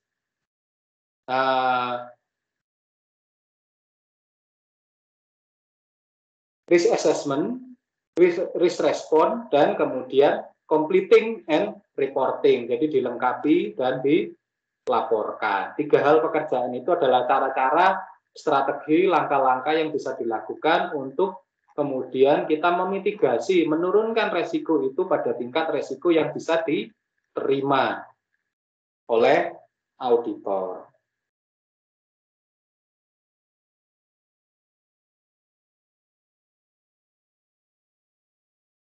Itu, sampai di sini tentang risk based audit, apakah ada yang mau ditanyakan? Kalau saya ternyata terlalu cepat atau apa dan sebagainya, silahkan diingatkan, karena biasanya kalau saya sudah ngomong itu lupa gitu ya, bla bla bla bla bla kenceng gitu ya. Nah, di kelompok ini sebenarnya untuk risk response sudah dijelaskan di halaman berapa itu ya, ada yang namanya menilai resiko, risk assessment, risk response, dan kemudian completing and reporting. Juga sebenarnya sudah kelompok ini menjelaskan. Belum efek. Halaman 13. Nah, efek organisasi internasional sudah saya jelaskan sebagai bagian dari apa? Kita sebagai anggota G20. Nah, selanjutnya etika profesi. Ini sekaligus nanti menjawab pertanyaan dari Tania. Nah, etika profesi itu sudah ada. Etika profesi akuntan publik itu sudah jelas. Bahkan kalau materi bukunya sudah saya kirim ya ke Anda e-booknya gitu ya. Kalau yang di sini yang disampaikan kelompok ini agak sedikit salah, karena kelompok ini menyampaikannya itu adalah etika bisnis,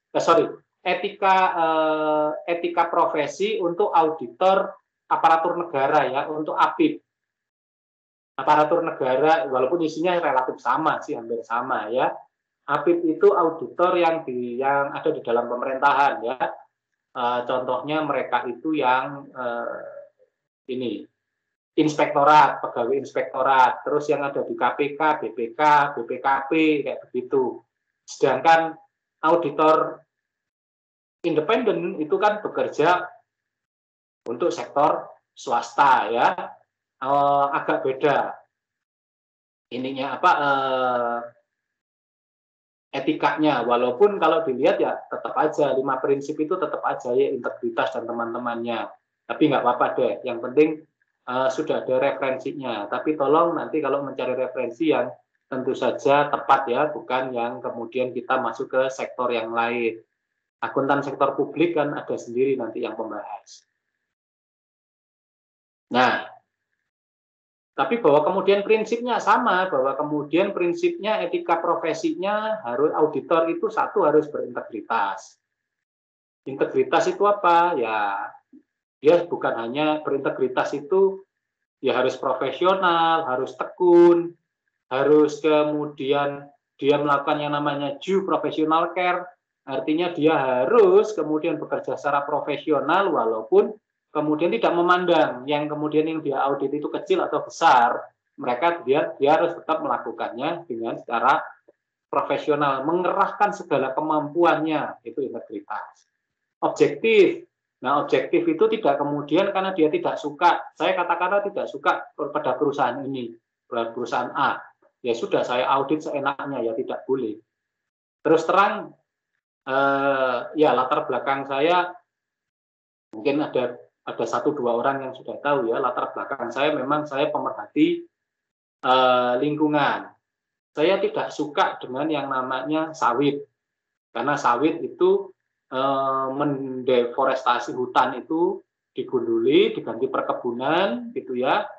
Keanekaragaman hayati hilang, termasuk juga kemudian satwa terusir, terutama orang hutan, dan sebagainya, dan sebagainya. Suatu saat saya dapat penugasan audit, gede nilainya. Audit hal yang harus saya lakukan itu terhadap sebuah perusahaan sawit yang cukup besar di Indonesia, salah satu yang terbesar di Indonesia. Saya dapat gitu ya, waduh, hati nurani saya kan sebenarnya nggak cocok ini, saya mengaudit perusahaan yang ini perusahaannya nggak saya suka. Tapi karena ini penugasan, ya sudah saya berangkat. Agak gondok-gondok sedikit, tapi kemudian katakanlah sebagai auditor pantas ya kalau kemudian ngaudit di perusahaan-perusahaan seperti ini menyenangkan gitu ya. Dulu saya malah saya menjadi masih sebelum jadi dosen malah saya pernah mengaudit di beberapa perusahaan perhutanan. Nah, ini yang belum berapa ya, sekitar 4 tahun terakhir ya, sebelum pandemi, di lokasi sebuah di Kalimantan Tengah gitu ya. Saya mengaudit apa yang terjadi. Saya masuk itu diinapkan di hotel yang bagus dan sebagainya ya.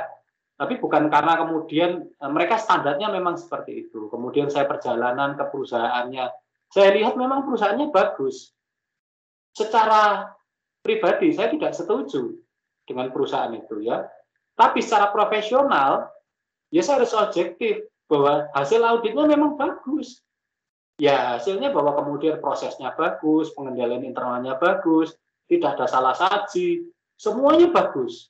Ya sudah, saya setorkan memang seperti itu ya sudah bagus, saya setorkan kepada AP saya ya, akuntan publik saya. Akuntan publiknya itu saya tertawa, dia tertawa-tertawa. Pak, katanya nggak suka sawit, kok ini hasilnya bagus semua loh. Saya harus objektif. Saya kan independen, saya profesional, saya harus berintegritas dong. Saya harus profesional, saya harus objektif sebagai auditor ya. Saya kesampingkan perkara saya suka atau tidak suka dengan perusahaan itu. Tapi ini memang objektif. Saya tidak menemukan salah saji yang material karena memang dia bagus.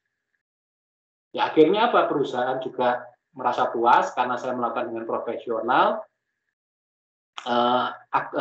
Auditor saya juga suka gitu, kantor akuntan publik saya juga suka. Saya kemudian secara profesional juga kemudian mendapatkan ya kemudian tidak perlu dicing-cing lagi lah, tidak perlu kemudian ya tidak perlu kemudian apa ya, pilih-pilih kalau dalam hal ini. Tapi ya sebenarnya saat saya berangkat ke sana nggak tahan-tahan juga gitu ya. Tapi ya gimana, nyatanya perusahaannya bagus kok mau diapain.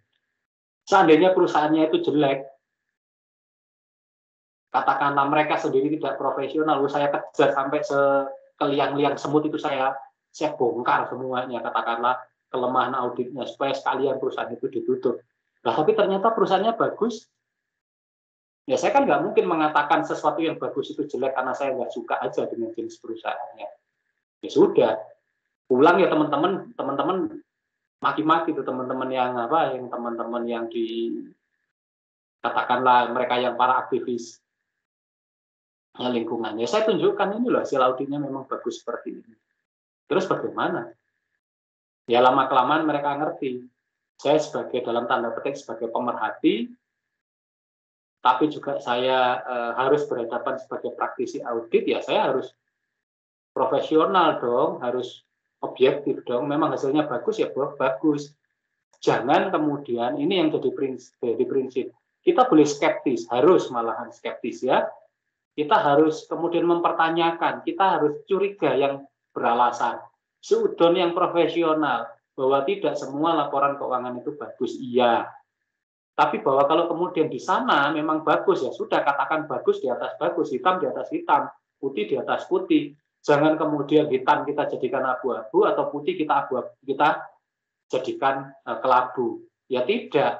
Saat jadi auditor ya kemudian hitam di atas hitam, putih di atas putih. Memang bagus kok hasilnya, mau diapain. Itu yang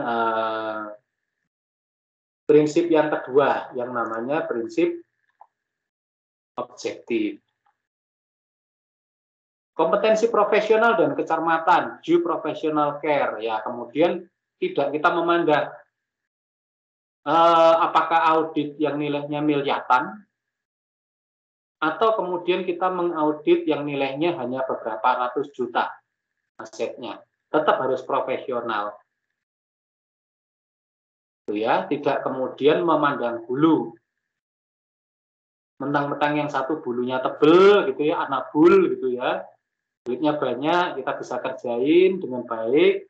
Kalau yang bulunya jarang-jarang, kemudian kita tidak kerjakan gitu ya, tidak. Kompetensi profesional itu dan kecermatan semuanya kita harus berikan. Due professional care. Auditor itu tidak pandang bulu berapa, fee yang dia dapat, semuanya dikerjakan secara profesional sebaik mungkin. Contohnya yang terakhir itu yang saya ceritakan itu di sebuah BUMDes itu asetnya hanya beberapa belasan miliar lah. Saya periksa dan kemudian yaitu tadi yang saya ceritakan ada temuan itu staf saya menemukan 32, kemudian setelah saya periksa lagi lebih detail lagi ada 150 temuan. Ya sudah, saya buka aja semuanya. Bukan berarti kalau kemudian saya dibayar minimalis, saya kerjanya minimalis. Enggak. Akhirnya malah dicari-cari oleh mereka yang ingin diaudit dengan benar. Mereka yang auditnya ingin opinion shopping ya, cari yang belanja opinion, akhirnya malah menghindar dari kami, dari kantor kami. Ya sudah. Yang keempat adalah kerahasiaan. Auditor itu harus merahasiakan kerja-kerja auditnya. Sampai kemudian laporan audit itu muncul. Kalau laporan audit muncul, dia public known. Laporan audit bisa dilihat, bisa diketahui oleh siapapun. Tetapi dalam prosesnya, seperti kertas kerjanya, ya jangan diumbar. Nah, kalau ini kan saya cuma menjelaskan temuannya sekian, perusahaannya di perusahaan kehutanan, perusahaan apa, kan tidak saya sebutkan. Masa saya sebutkan di koperasi ini, di PT ini, kan enggak boleh itu. Tapi kalau laporan auditnya sudah publish, sudah keluar, ya saya bisa bercerita. Karena apa yang saya ceritakan pasti tidak akan jauh dari apa yang saya sudah laporkan. Nah, yang kelima adalah perilaku profesional. Auditor itu tetap harus profesional. Nah, ada pertanyaan dari Tania tadi. Bagaimana dengan etika profesi itu? Apakah kemudian siapa yang kemudian menjamin kita lakukan dengan baik? Nah, etika profesi itu sudah ada aturannya. Yang punya etika kode etik itu tentu saja adalah IAPI ya, Ikatan Akuntan Publik Indonesia. Pasti dia ada panduan rambu-rambu yang dia mengatakan tidak boleh ini, dan sebagainya. Nah, harusnya seperti ini kerjaannya, seperti ini. Itu sudah ada, sudah jelas. Nah, kemudian kita juga diatur oleh yang namanya undang-undang.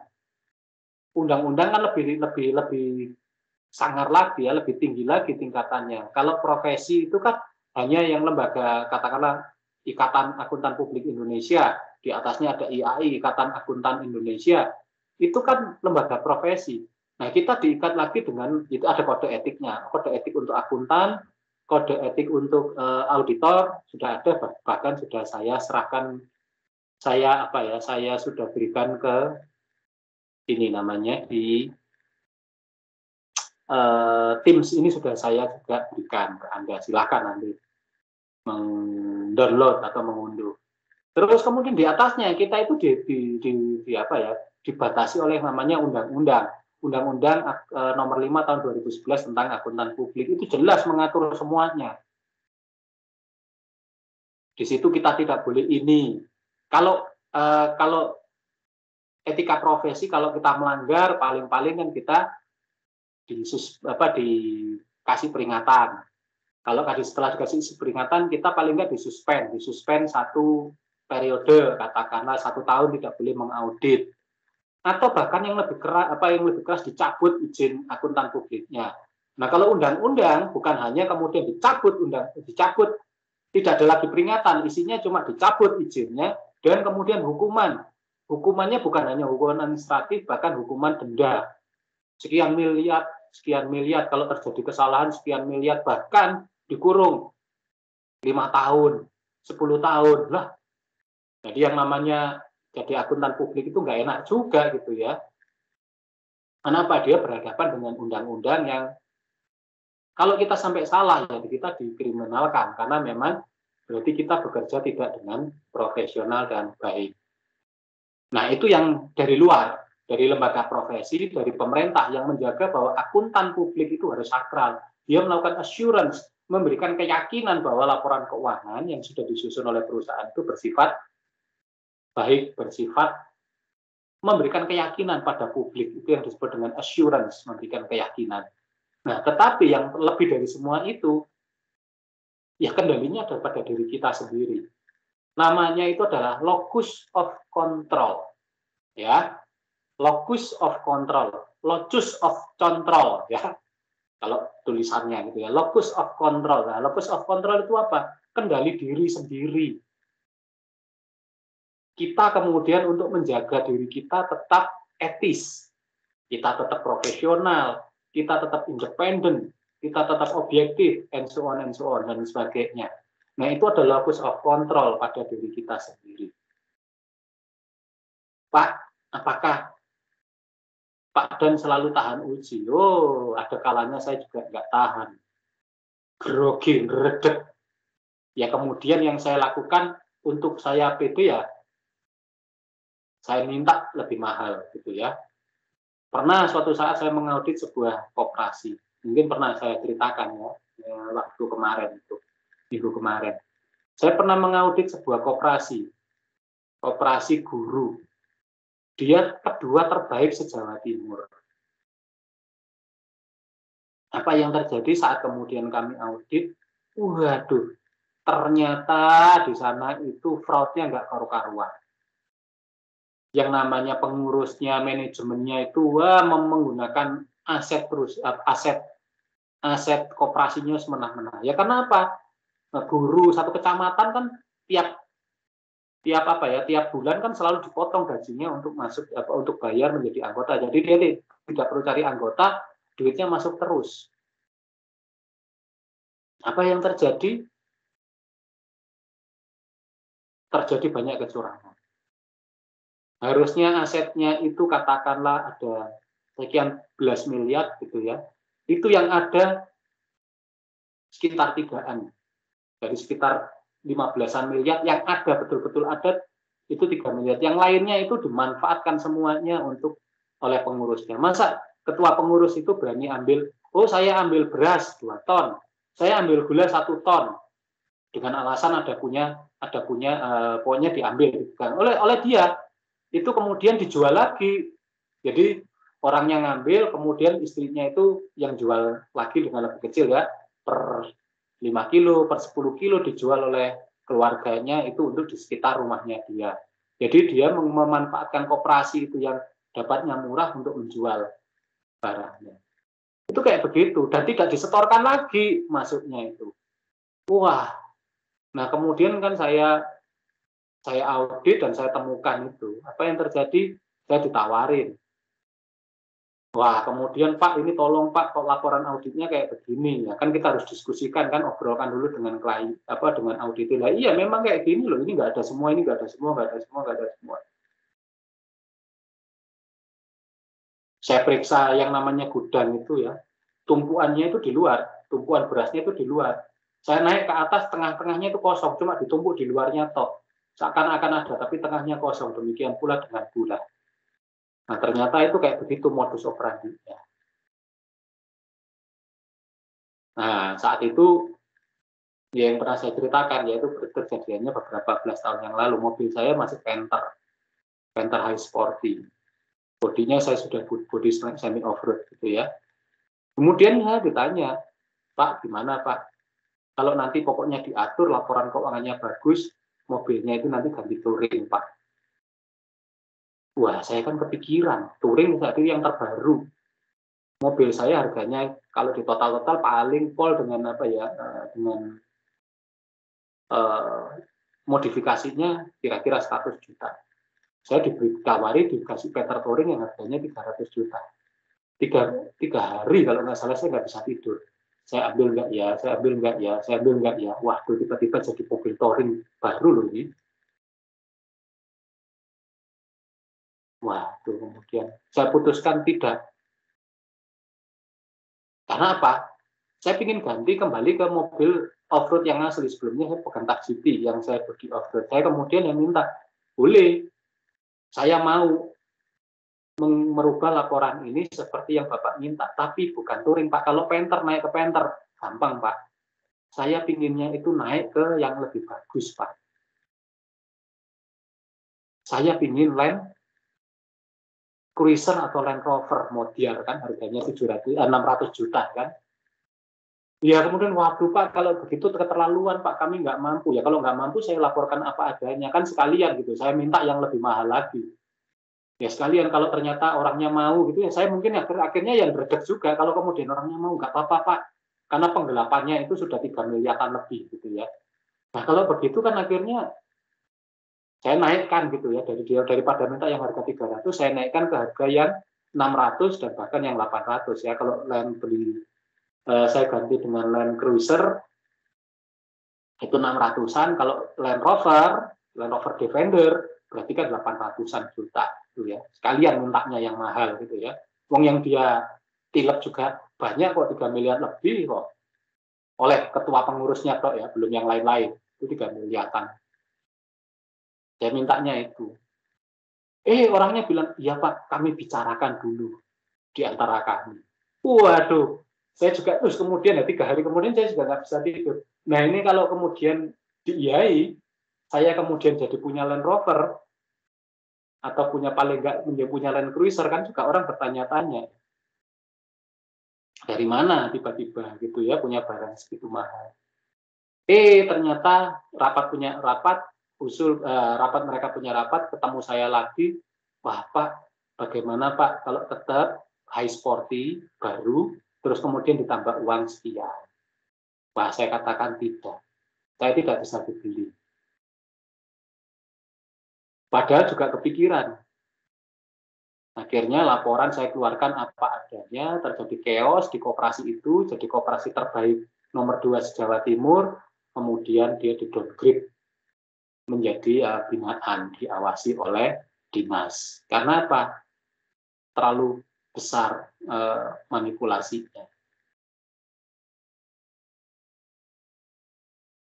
Kepikiran nggak? Setelahnya saya kepikiran, kenapa nggak saya ambil aja? Kalau itu saya paling tidak kan punya Panther touring baru dan kemudian punya uang sekian kan paling tidak kan saya bisa beli ini katakanlah saya bisa bangun mobil off-road.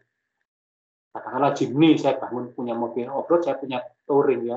Saya pikir goblok, kenapa nggak diambil ya goblok ya. Tapi ya sekali saya terbeli ya maka mungkin akan terbeli terus-menerus. Nah, itu salah satu ceritanya gitu ya. Ada banyak cerita-cerita yang lain, nanti saya ceritakan bagaimana dilema-dilema auditor itu ya. Diambil tidak gitu ya.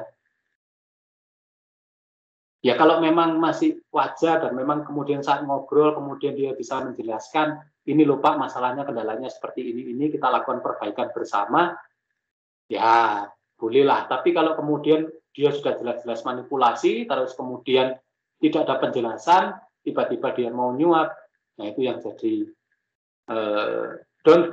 don't try this at home gitu ya, jangan pernah itu dilakukan gitu ya, jadi auditor gitu ya.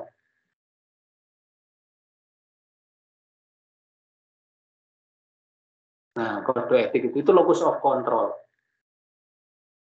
Itu masih kelasnya katakanlah koperasi gitu. Kalau katakanlah perusahaan besar seperti Garuda gitu ya, saya yakin kemudian manipulasinya besar ya, beberapa puluh miliar gitu ya. Kemudian godaannya itu sekian miliar, ya saya belum sampai tahapan ke sana. Tapi kalau digoda dengan kemudian nilai yang miliatan gitu juga mungkin akan goncang juga iman saya ya. Saya nggak munafik, masih manusia yang butuh uang besar gitu ya. Tapi kalau kemudian cuman yang 100-200 juta masih bisa lah cari gitu ya. Tapi kalau 1-2 miliar kan kepikiran juga. 1,1 sampai 1,2 miliar mungkin saya bisa tahan. Kalau kemudian seperti yang dilakukan penggelapan dilakukan oleh Garuda ini kan sampai sekian 10 miliar, auditornya saya yakin juga dapat 10% aja, katakanlah 10-30% aja sudah dapat berapa belas miliar ya. Nah, kalau saya katakanlah ditawari 10 miliar, 15 miliar juga pasti akan nggak ngomong seperti ini. Saya pasti akan kemudian ambil. Nah, kalau kemudian dapat 10 miliar ya, kenapa tidak gitu ya. Wah, bisa beli rumah baru, mobil baru, banyak lah. Tapi ya itulah kan godaannya. Locus of control, pada tingkat berapa kita kuat. Saya sampai katakanlah kelasnya 1-2 miliar masih kuat. Di atas itu mungkin saya nggak tahan.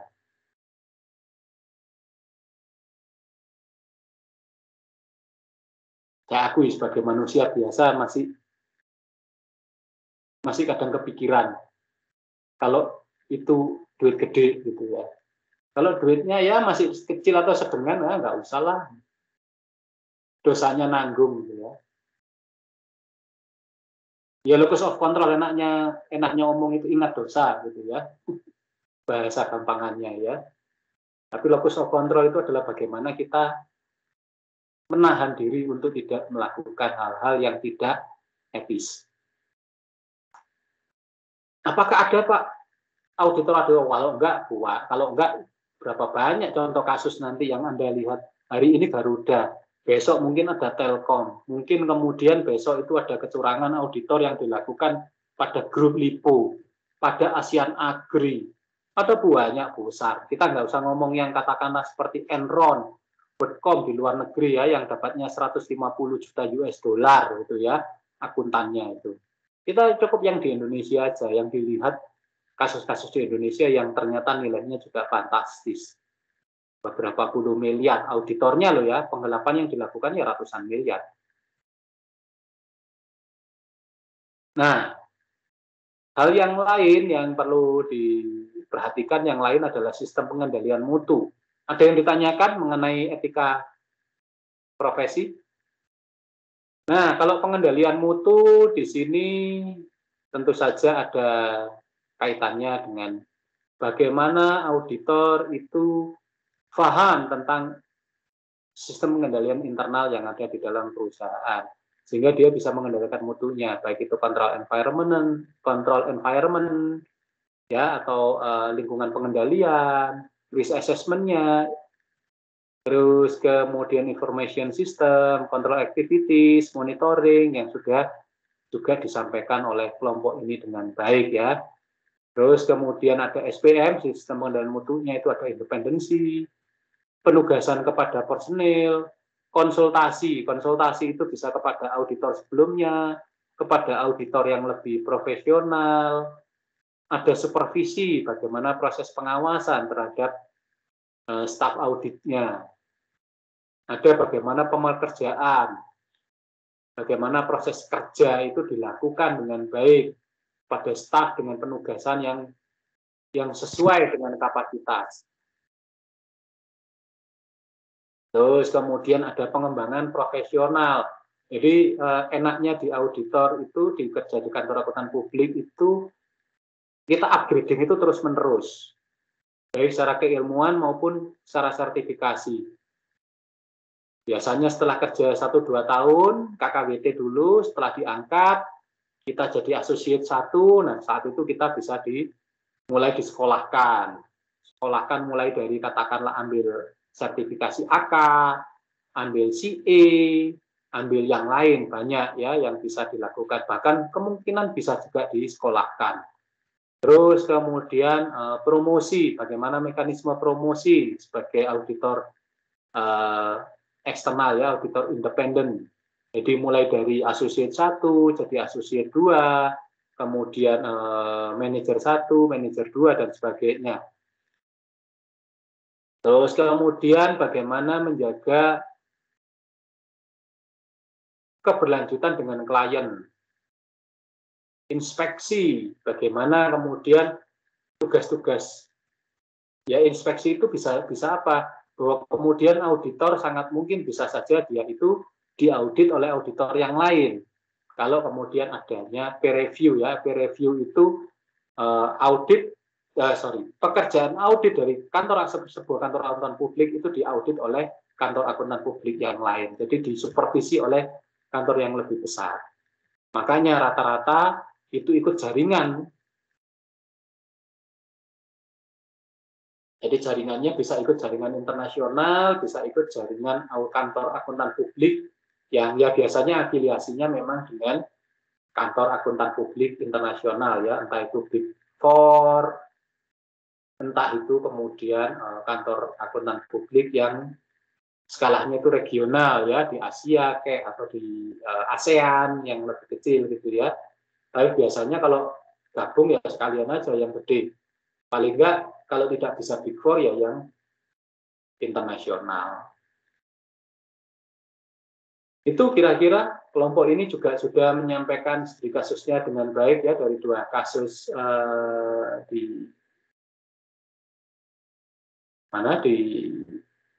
Garuda Indonesian Airways dengan kelalaian auditornya mengalami kerugian 114 juta sekian ribu US dollar. Itu berapa miliar sudah itu. Lalai. Ya, itu yang bahwa kalau jadi auditor itu kita tidak boleh lalai. Itu yang jadi kata kunci. Jadi kalau kita lalai, ada hal yang kita kemudian kita luput dari audit, itu nanti kita akan berhadapan dengan konsekuensi hukum dan konsekuensi etis dari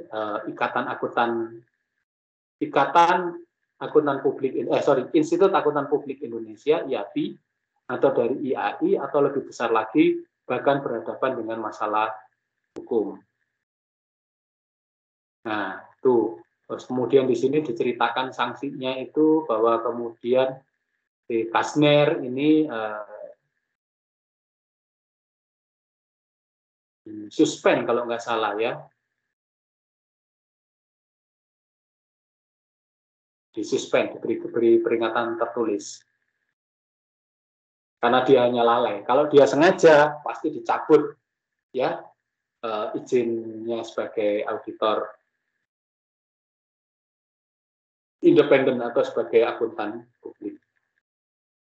Oke, itu secara garis besar yang kita bisa ceritakan, atau yang bisa saya tambahkan dari apa yang sudah disampaikan oleh kelompok ini.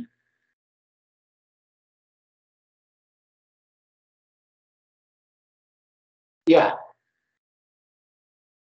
ada hal yang lain yang mungkin akan didiskusikan atau yang ingin ditanyakan oleh kawan-kawan yang ada di sini, silahkan, tentang risk-based audit.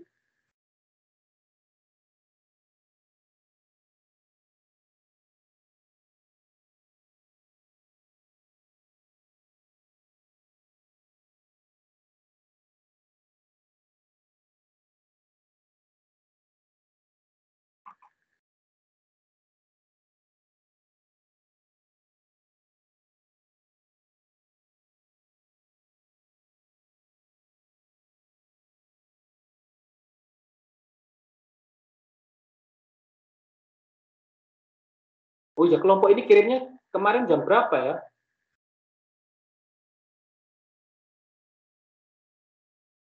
Iya, Melania sama Benedita. Sebentar Pak, saya cek. Di saya nggak ada.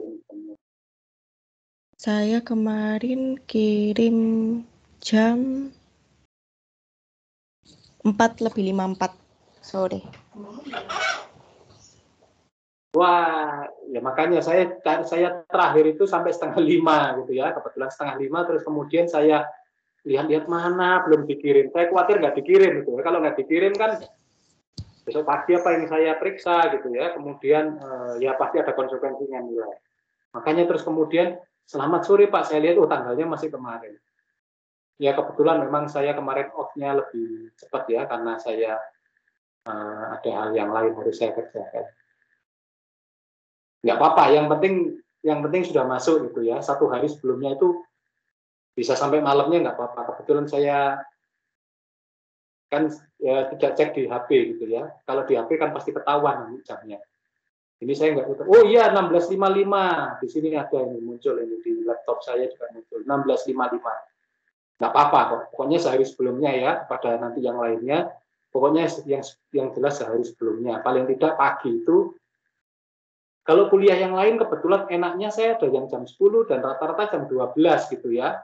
Saya bisa buka paginya, kemudian langsung bisa baca gitu ya. Tapi sebaiknya sehari sebelumnya. Nah kalau ini kan karena saya khawatirnya itu besok paginya saya kan ngajarnya pagi ya ini ya. Pagi jam 8 kurang 10, jadi saya harus siapkan dulu. Tapi bagus. Waktu memenuhi syarat, konten juga cukup bagus, presentasi baik dan diskusi juga cukup baik ya. Apakah istimewa? Belum, tapi ya sudah cukup baik. Untuk yang maju kedua, it's okay, more than okay. Ya. Harapannya tentu saja next selanjutnya juga kelompok-kelompok yang lain akan lebih bagus. Kalau minimal sebagus ini, kalian pasti tetap akan nilainya kalah dengan kelompok ini ya, untuk kelompok-kelompok yang lain. Jadi ya kategorinya sudah bagus apa yang disajikan oleh kelompok ini. Tantangannya harus lebih bagus lagi minggu-minggu selanjutnya. Oke, kalau tidak ada yang didiskusikan, tidak ada yang diberatkan lagi. Pak. Oh iya, silakan Melania. Maaf mau bertanya, kan kemarin saya sudah kirim yang ALK juga Pak. Apa sudah masuk? Karena di saya tulisannya failed gitu dari awalnya. Oh belum ALK belum masuk. Loh maju juga besok kamu? Iya. Berdua? Iya. Ya ampun Tuhan, seminggu. Jadi ini untuk 2 mata kuliah itu langsung dua-duanya begitu? Iya. Ya ampun, nggak pusing kalian ngerjakan 2 seminggu? Pusing Pak. Ya pastilah. Harapan saya kan beda gitu ya, tapi nggak tahu kelompok ini yang jadi tiap kelompok itu langsung majunya langsung ya, langsung audit sama ALK gitu. Apa? Untuk apa? Setiap minggu itu langsung maju 2-2 gitu, atau hanya kalian saja? Ketepaan Pak, jadi pas milih materinya agak terlambat gitu. Jadi pas depan-depan nih, pas dapat bab depan. Oke, ya nggak apa-apa. Ya beratnya kalian harus ngerjakannya dalam 1 minggu itu ngerjakan 2, tapi bagusnya kalian itu kan kemudian jadi alat tolak ukur ya yang lain. Kalau ternyata apa yang kalian sajikan itu sebagus hari ini, besok itu ya, itu yang lain jadi tantangan. Kalau tidak lebih bagus ya pasti hanya kalian yang bisa dapat A gitu ya. Yaitu blessing in disguise-nya gitu ya. Tapi kok loh ternyata 2. Belum masuk dengan kita. Oh, baik Pak, terima kasih. Ya, mungkin dikirim ulang aja ya. Nekat audit sama ALK bareng. Oke, nggak apa-apa, bagus. Saya yang jadi dosen kepikiran gitu ya, 2 nggak popo lagi. Tapi untungnya masih di awal-awal ya, tidak terlalu berat. Kalau yang sudah di belakang-belakang, keriting bisa lihat. Oke, minimal mata pandang gitu ya. Ya, tapi enaknya kalian kan sudah nggak kepikiran lagi ya, kuis besar semuanya sudah selesai, tinggal ngerjakan 2 AS-nya saja. Ya, oke. Yang lain, kawan-kawan yang lain silakan nanya. Langsung jawab, langsung bertanya aja.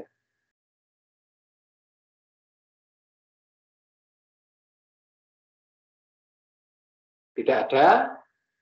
Kalau tidak ada, saya ucapkan terima kasih untuk perhatian dan kerjasama, juga kerja kerasnya, khususnya untuk yang maju hari ini, Benedita dan Melania. Mari kita akan tutup dan akhiri dengan doa untuk mengucap syukur untuk apa yang sudah kita dapatkan sepanjang perkuliahan hari ini, dan semoga ini membantu Anda untuk lulus dengan baik dari Universitas Majung dan menjadi keilmuan baru yang itu akan melengkapi Anda nanti saat bekerja. Berdoa menurut iman kepercayaan masing-masing, dipersilahkan.